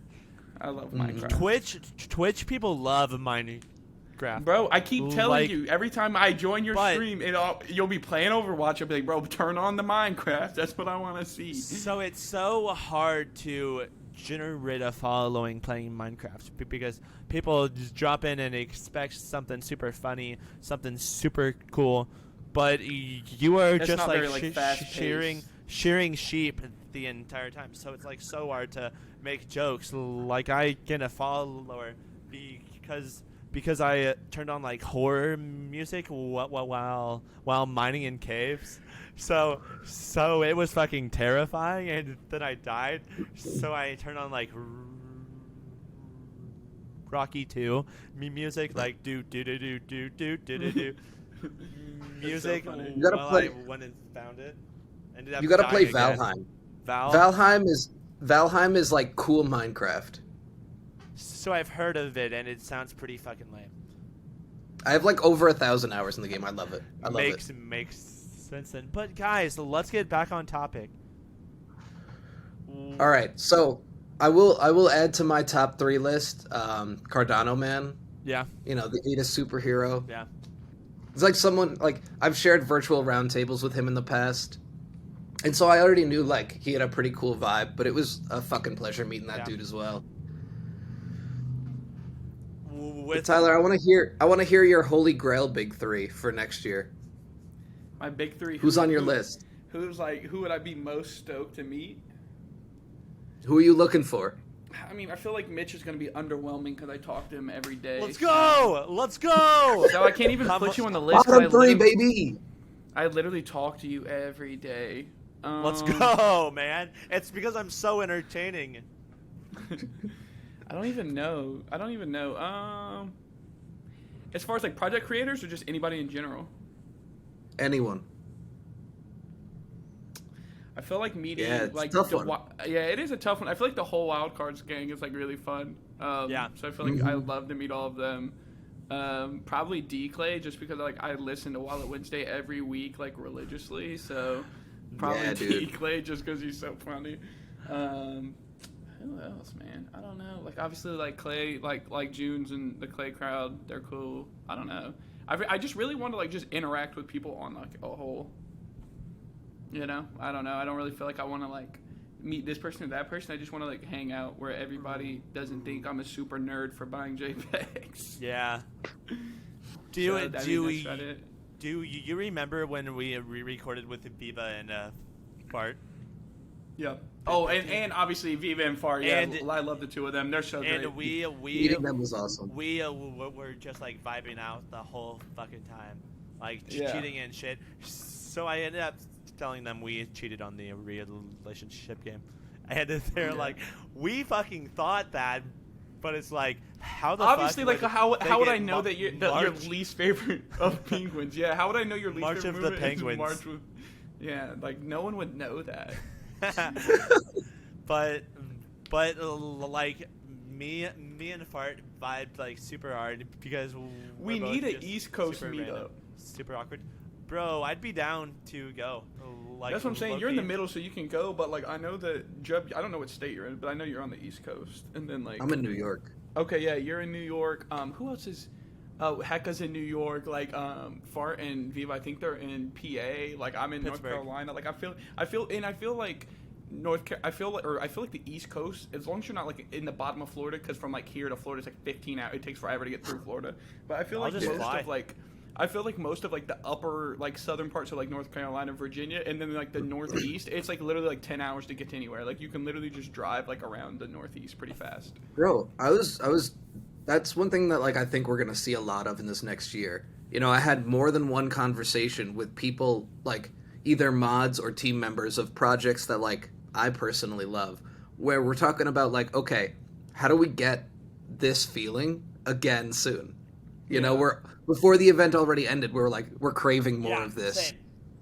And projects can do it. You know what I mean? We don't necessarily need BuffyBot to sponsor the event in order for 2 or 3 projects to get together, or like 2 or 3 people to get together and say, hey, yo, let's all meet up in this city.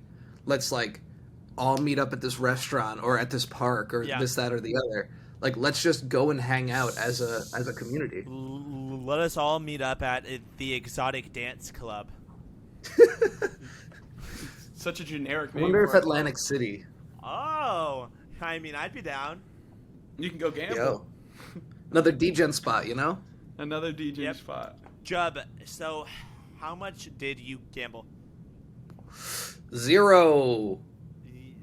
Jub. I was so well behaved. I told myself, okay, I could blow a bag at the casino, but I gotta set myself a hard limit. And I had people like, oh, yo, let's go play craps. Oh, yo, let's go play blackjack. And I was like, I'm too drunk. I'm not going to abide by my rule. I ended up gambling $5, but I ended up losing $330. In your fanny pack? Yeah. That's so crazy. I can't believe you had I can't believe you had cash on you. I feel like I guess at an event you would. I just never have cash on me in general, but I guess at an event you probably want to. Yeah. It made it easier. I'm glad I didn't. I need to get better at using like a mobile wallet before the next con, because I know people were buying shit. Bro, I don't know how. I opened Eternal for the first time. It looked like a fucking spaceship in there. It was just numbers and shit, and I closed it and never opened it again. So I don't know how to use a mobile wallet. Bro, it's the best wallet we have right now in my experience, and that's the reception that it seems to be getting, is people are like, it looks terrible. It looks insane. How the hell do I use it? The UI is just so hard, dude. It's so hard to get used to. I don't know. Also, I think I just use. Typhoon or Typhon or whatever you call it. Typhon. People have been hyping it up. I've been using it for the past couple of weeks because I've been like a kind of like a Nami wallet maxi for like the last year, and I mean since I joined the space in December, that's all I've used. But then obviously with Vassal, it was like struggling. Like a lot of people's like shit wouldn't load correctly, and I was like, well, now's like a good time to get my feet wet with like a different wallet just to like use multiple. So I've been using that wallet for like a couple of weeks as like my hot wallet to like buy stuff on JPEG Store and stuff, and it's been pretty good for me. I bought my Happy Hopper on it, so I mean it's pretty fire. It's pretty fire. I need to actually. Nami's not hitting these days.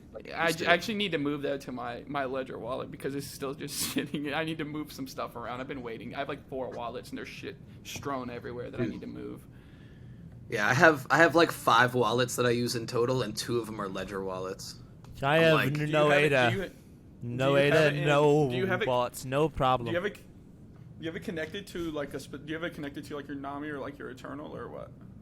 I recovered both of them on my Eternal, but I mean, you can't sign a transaction without the device, so the inconvenience of plugging that shit in makes me not spend the ADA that's in there. Yeah. I only have JPEGs, and I have like 100 something JPEGs on it, and then I have like a staking wallet that has like all of the ADA that I have, but it's kind of like a hot wallet just because I want to have it in case like I see like a really good like high priced item where I don't want to like I don't want to move all my ADA from wallet to wallet. I want to be able to like just switch my wallet on JPEG Store and buy it like as fast as I can. So that's why I kind of have like all of my stake data, which probably isn't safe, but I have all my stake data in just like a hot wallet so I can fucking send it if I have to. Shit. Nah, I got my treasure wallet and then my second tier treasure wallet. I'm just broke, so I don't really have that much treasure. My treasure wallet is fucking god awful though. Like it's using the worst wallet there is out there. Do you have your Roy?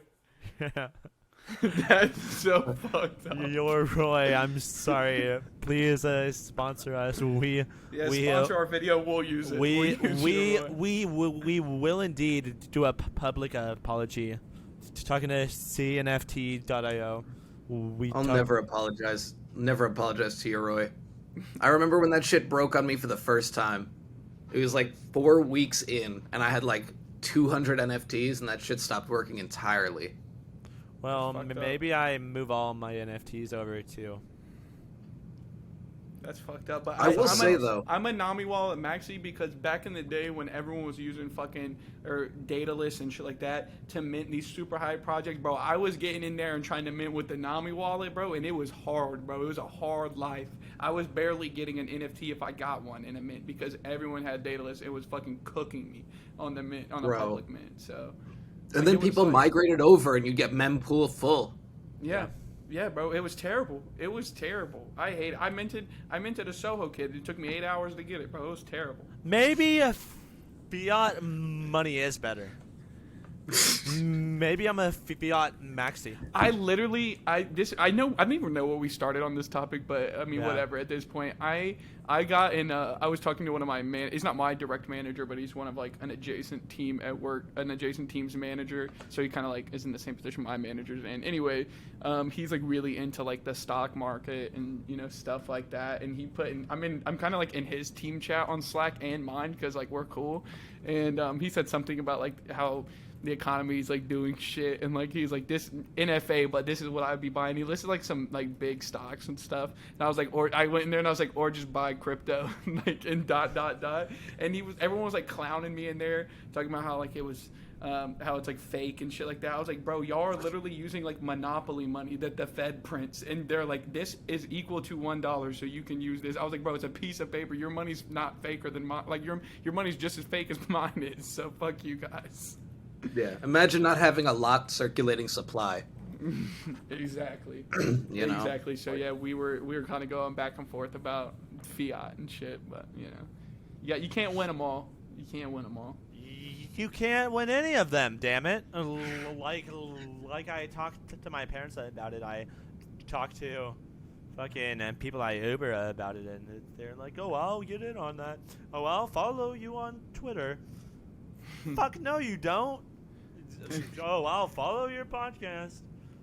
Fuck no, you won't. Bro, I'm telling you, next year at CNFTcon, we got to get like those like barcode, like, or like what do you call it? Like what's the thing you scan with your phone? QR code. The QR. A QR code, not a barcode. We need to get the QR code stickers for the podcast and walk around and just like stick them to shit. Put them in the stalls, in the bathroom. Bro, everyone's got their phone because they got their wallet on them. Bro, I'm sticking that shit everywhere, and it just pulls them straight to the pod every time. That's money. Damn right. When we come up with a better logo, because I think Jeff and I talked about this. Our logo kind of sucks, but with that, when we come up with a better logo, let's fucking do that. Make fucking hats, make fucking beanies, make fucking crop tops. Fuck yeah, man. Crop tops, dude. That's gonna be so great. It's Everyone can rock it. Jub. I'll show up next year in a crop top. Damn, Jub. Let's Let's go. do it, Jub. So the next topic is, how do you see next year's CNFTcon playing out? I mean, in the ideal, right?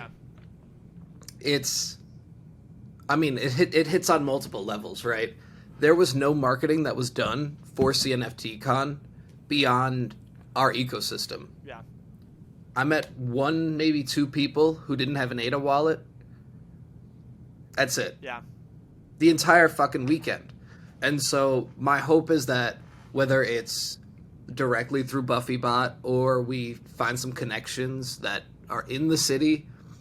I mean, there's a guy I could probably call who's got, who works in this area, who I might be able to get in touch with to help us with this a little bit. But, like, the marketing needs to be better. Yeah, there's no sponsorships fucking anywhere inside of Cardano. Yeah. We just need to buy. We need to buy a basketball stadium, like like the LA, like the what is it? Crypto.com bot. That's what we need. Where are you at, Bro, Charles? We need Ada Whale. Ada Whale. We need Ada Whale. Buy us a dome. Buy us a dome. It doesn't matter which dome it is. We just need a dome to. Yeah, dude. CNFT Stadium. It's got a nice ring to it. Hey, I like the sound of that. CNFT. That'd be sick. My thing is, yes, that is key. Maybe let's go to Dallas. so fuck you. You I just don't want to go have to to your drive city. Anywhere. No. I would go. Jubba would come just to see me again. Damn right. Jub and I fostered a love. We fostered Even though unbreakable Houston's a better city. Suck my ass, suck my cock, suck my ass, suck my dick, suck my ass. No, Vegas didn't make sense, but for people coming from Australia, from Switzerland, it's very, very far. But most people that do buy NFTs or do have money come from North America. I almost said Canada. North America, South America, and it's less Europe, Asia. Bro, but like a CNFTcon in like London might be like low key kind of dope. Japan, dude, that's the thing. I'm thinking like London, like maybe like Spain, like Western Europe. Someone leaked this to me last night that apparently starting in like 2024, I think they're gonna do 2 events per year. One of them, the plan is one in Vegas and then one in Europe. That'd be sick. and I'm gonna be so broke, dude. Fuck. I know. We better hit a fucking bear market soon. Bull market soon, yeah, bro. we need to go up. We just need a podcast bull market where we blow up and then Hoppers pays for half of it. No, Hoppers is going to the moon, and then we'll all be good. Yeah. Yeah. Bro, I mean, I don't know if I'll ever sell. Like, I got a bunch. Some might get sold eventually, but like, yeah, some of them I can't let go of. I love them too much. That's fair. That's fair. I'm like that with some NFTs. They could be worth like $1 million, and I think I'd want to keep them. Yeah. Which ones? Big. Which ones? I love so a couple of my pains. I have like a bearded a pain. He has like a hoodie on with a big beard. I love him. I will never sell him. Let me think.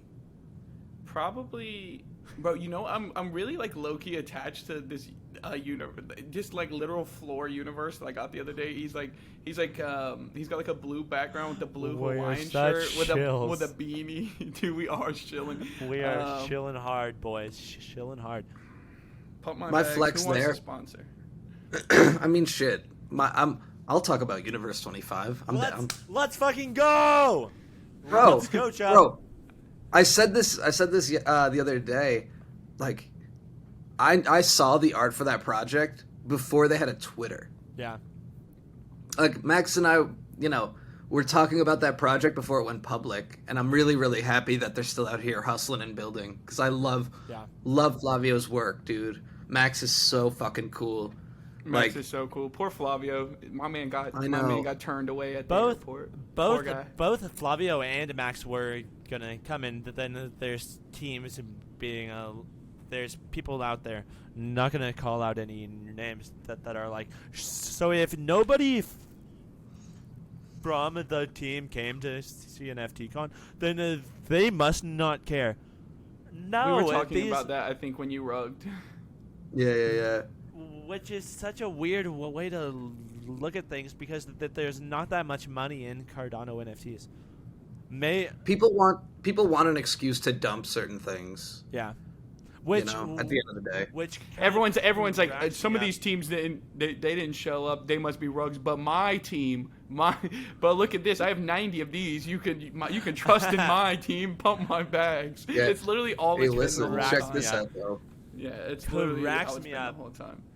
Because there were like 2 or 3 days of like positivity.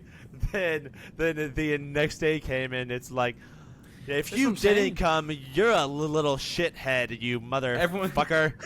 But that's what I'm saying. Like, to Hecka's point on Twitter, everyone's like, bro, it's been such good vibes this weekend. Like, loved meeting everyone. And then they get on Twitter and they're like, you're all losers. Like, everyone just starts talking shit all over again. They get off their flight back where they live, and it's automatic talking shit the whole time. Yep. And don't get me wrong. Gotta get back to the status quo. I love crypto Twitter. I love the drama. I get invested in it. I love it. I love this shit, but I think it gets a little overblown. This is why I do my best to separate myself from Twitter.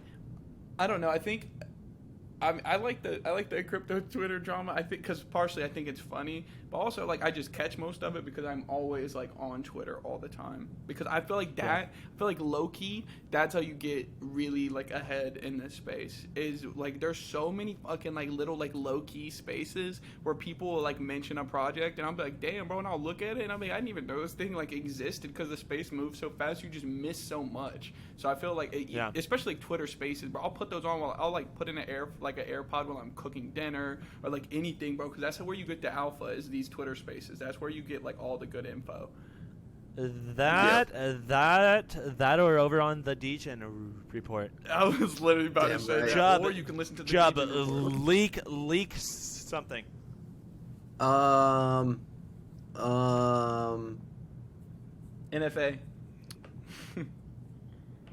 I mean, leak the alpha, Jub. I don't even know if I have any alpha. I've been out here just like meeting people. Jub, or you mean Hopper's alpha? Hopper's alpha, yeah. The fucking Hopper's alpha. I leaked a sneak peek to you because we were talking about that. That was funny. I mean, listen, I will leak a little something because it's technically already public if you know how to look around. Which nobody knows, so. Yeah, I mean, we made our team wallet public a while ago, and people, I guess, don't watch it very closely. But I will say this: decisions have not yet been finalized, but we did. So we're looking for a staking partner to help us build a staking service after Generation 2 is over. We just picked up a few mutant NFTs. Okay. So that much I will say. Ooh. We're looking at partners. We're looking at partners, but I'll tell you what, if we choose the Mutants team, We got the NFTs we need to sign up for their system. Perfect, man. Perfect. That's it. I Thank you. need to do some more, like, there's so much to look into in this space. I've been hearing so much, like, talk about, like, the mutant service, and I really need to, like, look into it because everyone is saying, like, it's so fucking cool. Dude, it is fantastic. I mean, I minted, like, the mutant Crocs. And since the day they opened their staking platform, they've been staked. And then I didn't even check, like, my tokens until, like, maybe a week or two ago. And since then, dude, I'm hooked on fucking their raffles. Yeah, the raffle I love system it. is such a, like, unique and such a cool idea to, like, the way that they do it is such a cool idea. But And that's the speaking of thing. that, oh, go ahead.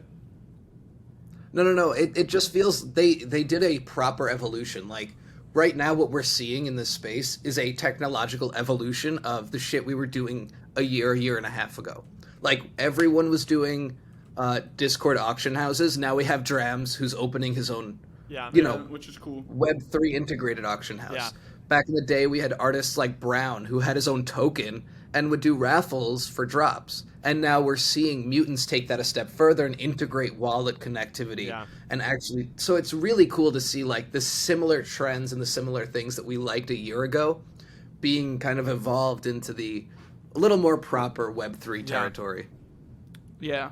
Yeah, and with that being said, talking about, like, staking and tokens and things like that, not to, like, FUD anybody. I mean, I feel like we're just kind of, like, gonna talk through the next couple of minutes before we wrap up anyway, like, just about whatever, but not to FUD anybody, but there's been a lot of with a lot of people doing, like, staking now, there's, like, a lot of tokens. It's, like, a big thing in the space right now. I've seen a lot of talk about the society token for the 8 Apes Society, and a lot of people, like, not fudding them, but raising, like, concerns about, like, the longevity or the stability of them maintaining their token. So I wanted to hear your take, if you've actually, like, looked into it at all, or what you think. I mean, I'm definitely not a tokenomics expert, but, you know, if there's anything I understand about, like, you know, kind of the economic scene, is that the second you have people accumulating a buttfuck ton of a thing, that's kind of not great for the ecosystem as a whole, right? Like, I give a lot of credit to the folks who bought into the project more heavily than I did at the early days, but those people are, like, I don't know. It's weird. Like, I'm not someone who likes to flex my shit a lot. Oh, I do. Like, my Twitter banner is, like, the biggest flex I've ever done. And even then, I'm like, I gotta make it smaller. I gotta take a bunch of NFTs out, even though I haven't sold them, just so I could, you know, not look like such a wild dickhead all the time. I'm looking it up now. So it's like, it's weird that, like, suddenly they did it. And then all these dudes were just like, look at how rich I am now. You know what I mean? I was like, that's not cool to me. But also, like, those guys are going to become your enemy the second they decide to cash in those staking rewards. Because they're going to tank your fucking token price. And those dudes that you were cheering on for supporting the project are now reaping the proper benefits of having supported the project and dumping the token on your ass. So I hope that people don't end up, like, you know, FOMOing into the token now and getting wrecked as a result of some whale dumping on them. Yeah. Which there's a good chance that's going to happen. Dude, there's that one guy that has, like, 200 apes, and he's generating, like, so much. I think he says he's he generates, like, an ADA every second or something like that. Something ridiculous. Yeah. Guess what, though? He hasn't taken any ADA yet. And that's part of the reason the token price is doing so. You know what I mean? People are still buying it and FOMOing in. But the second that dude's like, all right, time to go cash in my staking rewards, it might not be the best thing for everyone else. Yeah, it's just like how, like, a couple of months ago, everybody was talking shit about Solana because there's, like, that one Solana wallet that holds, like, half of their fucking ecosystem or something, or half of their token. He's like, by far, it holds, like, 20% of supply or something like that. I kind of get the same vibe. Like, there's a couple of people that hold so much, like, they hold so much leverage. Like, they literally hold way too high percentages to make me feel, like, comfortable buying. Yeah. I mean, the only reason I would buy society token at this point is, like I said, those mutant raffles. Like if they get, I'm not generating enough society token to be meaningful. I haven't even checked what it would be per day or per week, because it's like probably 5 ADA per month. But Hey, you know, some of those raffles. heads up. Soon you might have 10 ADA. Hey, and when ADA's $10, you're gonna be a rich man. You'll have $100. Let's fucking go. I keep falling into like this Right? weird thing of where like I was like I want to like accumulate like ADA and like stay pretty liquid, because like right now it's like such a good time to buy, and then I just fucking can't do it. Just always buying fucking pictures and I can't do it. It's so hard. Bro. So That Oh, no. leads perfectly into our last topic, which is what projects are you definitely keeping an eye on, and now that you saw their work at CNFTcon? I mean, it's interesting because, like, there are certain projects that I already knew about. You know, I've been bullish on Dead Rabbit since the start. Of course, Kongs. You know, there are so many projects. I mean, dude, it's funny to me that Beyond Rockets got popular with the Citizens drop. Yeah. Because the people who have been here for a while have loved that project since the start. Yeah. So, like, they're definitely on the list. But, like, I mean, dude, Journey showed up and they had a fantastic booth. I was really surprised by them. I might Oh, start it was looking- fucking dope. They really impressed me. Yeah. Like Um, those people that do tune in every week, they know I don't like birds, but Jesus Christ, that was bomb. yeah, they put together a fantastic booth. But so it's so funny that these two are so similar in name. But so there's a project called Keyboard Warriors, which is still open. The mint is still open. I don't know who else is on the team, but as far as I know, it's Finley and her brother are on the team. Yeah. And I had a chance to speak with them the other night, and I really, really like the idea behind their project. And so that's one that I'm really excited about. And What's their Twitter? let me see. Because I did talk to the Keyboard Warrior Internet Cafe, but I think that's different. It is. But I also had a chance to speak with a team member from that Yeah. project as well. And dude, I really, really like the art. Like, Same. I think there's room in this space for that kind of art still. You know, they fit into a lane that I think is unique. It's really, really dope. And even Yeah. though that they are also doing a metaverse hangout sesh, their art kind of backs that up, where it's like, this is fucking dope. Even if it is Yeah. like just a normal art project. Like Jeb and I talked about this weekend, where there's like different types of Cardano NFTs. Maybe it's like super cartoony, maybe it's like very cutesy, Yeah. like with hoppers. Maybe it's just like super cool, like Kongs, or maybe the fucking art is bomb, like Pendulum, like Dead Rabbit. But Yeah. but I feel like with like Keyboard Warrior Internet Cafe, that kind of like fits in both. It's very adorable, but also at the same time, it's like fucking super badass too. It's cool as fuck. It's like, it's got that kind of, it's almost in the same lane as like Disco Solaris, where Yeah. the art is just so fucking cool. Same. But yeah, the other one I was talking about, their Twitter is Key Warriors NFT. They've been around for a minute, and their art's pretty dope. But the idea, I don't know how public everything that they want to do is. But check them out if you haven't. Their mint is still open, and they've been around. Their mint opened a few months ago. They're still out here doing and testing things and playing around with the ecosystem. Yeah. I'm gonna be getting myself a few personally. NFA. Of They're course. Never FA. No never FA. FA. Nothing we say ever works out ever. We only We always buy the top. Yeah, exactly. That's what we do best. I sell the bottom. That's what I do. Badass, man. Yeah. Yeah, he's coming home from CNFTcon and listing floor. Listing below floor because now he's fucking poor because somebody took his fanny pack. That's kind of where I'm at. Also, Tyler, how deep are we in to the podcast? We are right at 2 hours. I mean, 2 hours and 3 seconds. Right? I mean, we're on the money. Jub, do you have any topic you'd like to talk about with us? It can be something fucking super far out there, or it can be something like I don't know. Pumping your bags. Let's pump your bags.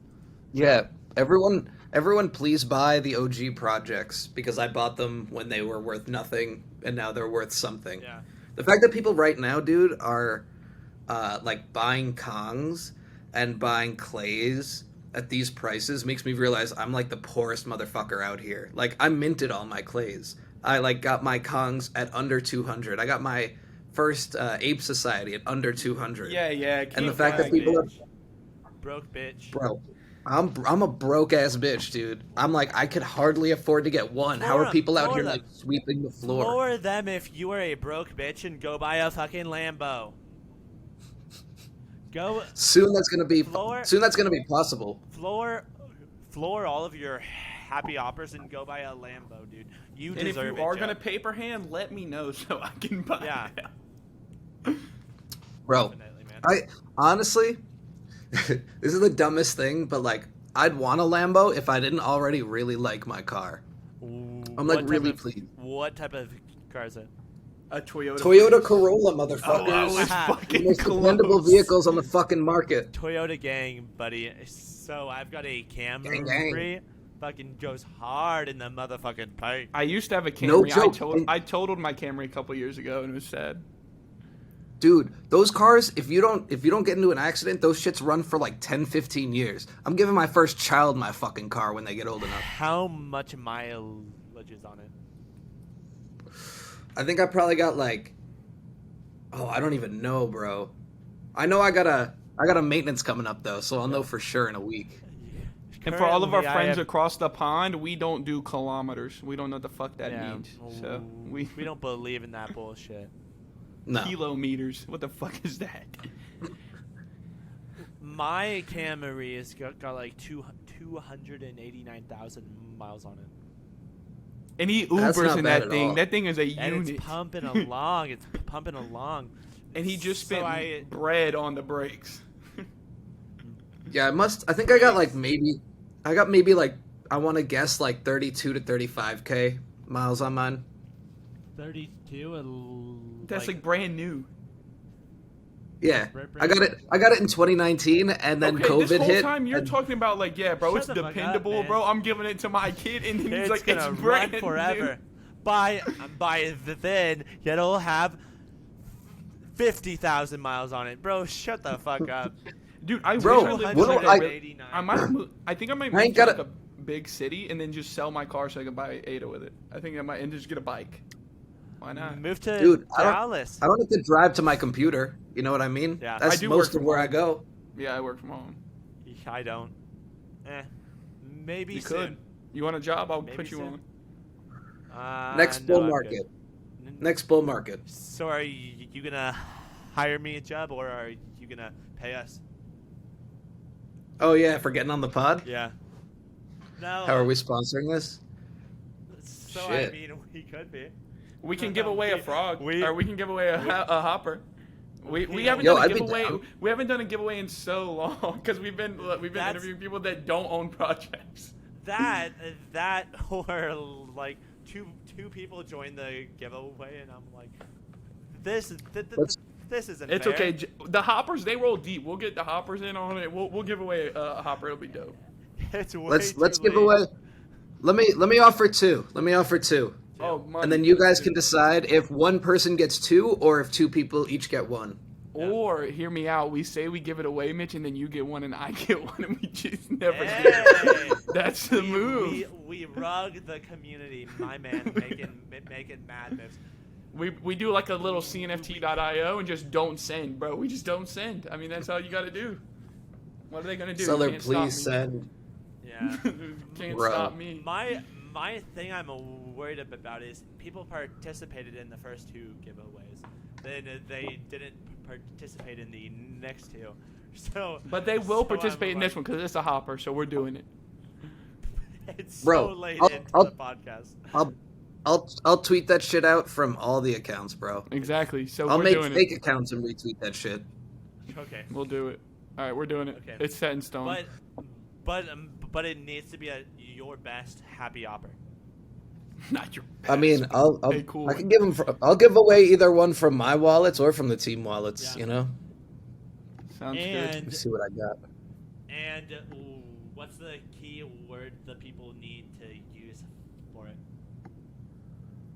They have to put a word in the comments, any word, so we Yeah. know they watched. Ooh. Maybe the word generation. Okay. Because we do got Generation 2 coming up soon. Okay, I like it. I was gonna say Vaseline, but I like Generation. That's good. He's got one thing on his mind, and it's Let's those go. dry ass All right, elbows. You heard it. You heard No, it. I was here gonna say first. Generation. He's got one thing on his mind. It's what he's gonna go do after this show ends. I mean, he just did a 2-hour podcast with Chubb. It's time to get slippery. Yeah. Let's do it, boys.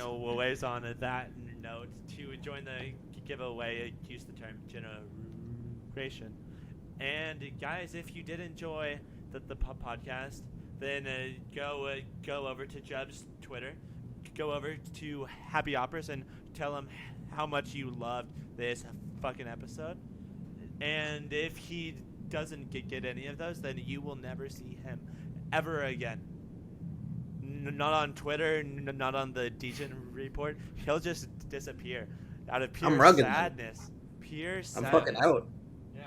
Absolutely. So go show some love.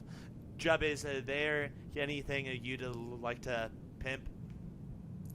Just my own shit. You know, Happy Hoppers. Come check us out. We got Udon, the best fucking artist in Cardano. We got fucking me, who doesn't do shit. We got the fucking best web dev. We got the best fucking blockchain dev. We got the fucking best team in this fucking space. We're gonna be around. So you fucking ignore us now, you fucking won't later. That's right. Fuck yes, man. We love Fuck it. Yes. Big T, is there anything you'd like to pimp?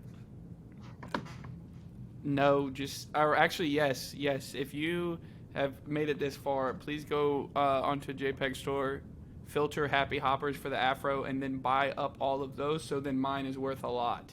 Thank you. That's it. He is such an influencer now. Hey, I'm pumping those bags. I'm gonna sell mine for 1,000, and I can sweep. Hey, Bro, That's the move. that actually, we had someone do that. They were like, I sold one of my high-end hoppers and immediately went and bought 4 or 5 more from the floor. That's it. That's the move. So you heard it here first. Buy up all the Afros so I can sell mine. Thank you. and on, Also, go ahead. so I'm going to end it, but if you want to say something first, then go ahead. Just check us out. Say hi. Even if Say you don't hi. fucking buy a hopper, just come say hi. We will drop the Discord link down below. We'll drop the Twitter down below. Make sure to go join the giveaway. The keyword is generation. Sorry, we're telling you last second, but go gotta watch. fucking join that. You might win a hopper. Never know, man. But we will see you guys next time on the Degen Report. Peace, guys. Thank you guys for having me. Goodbye. Yay!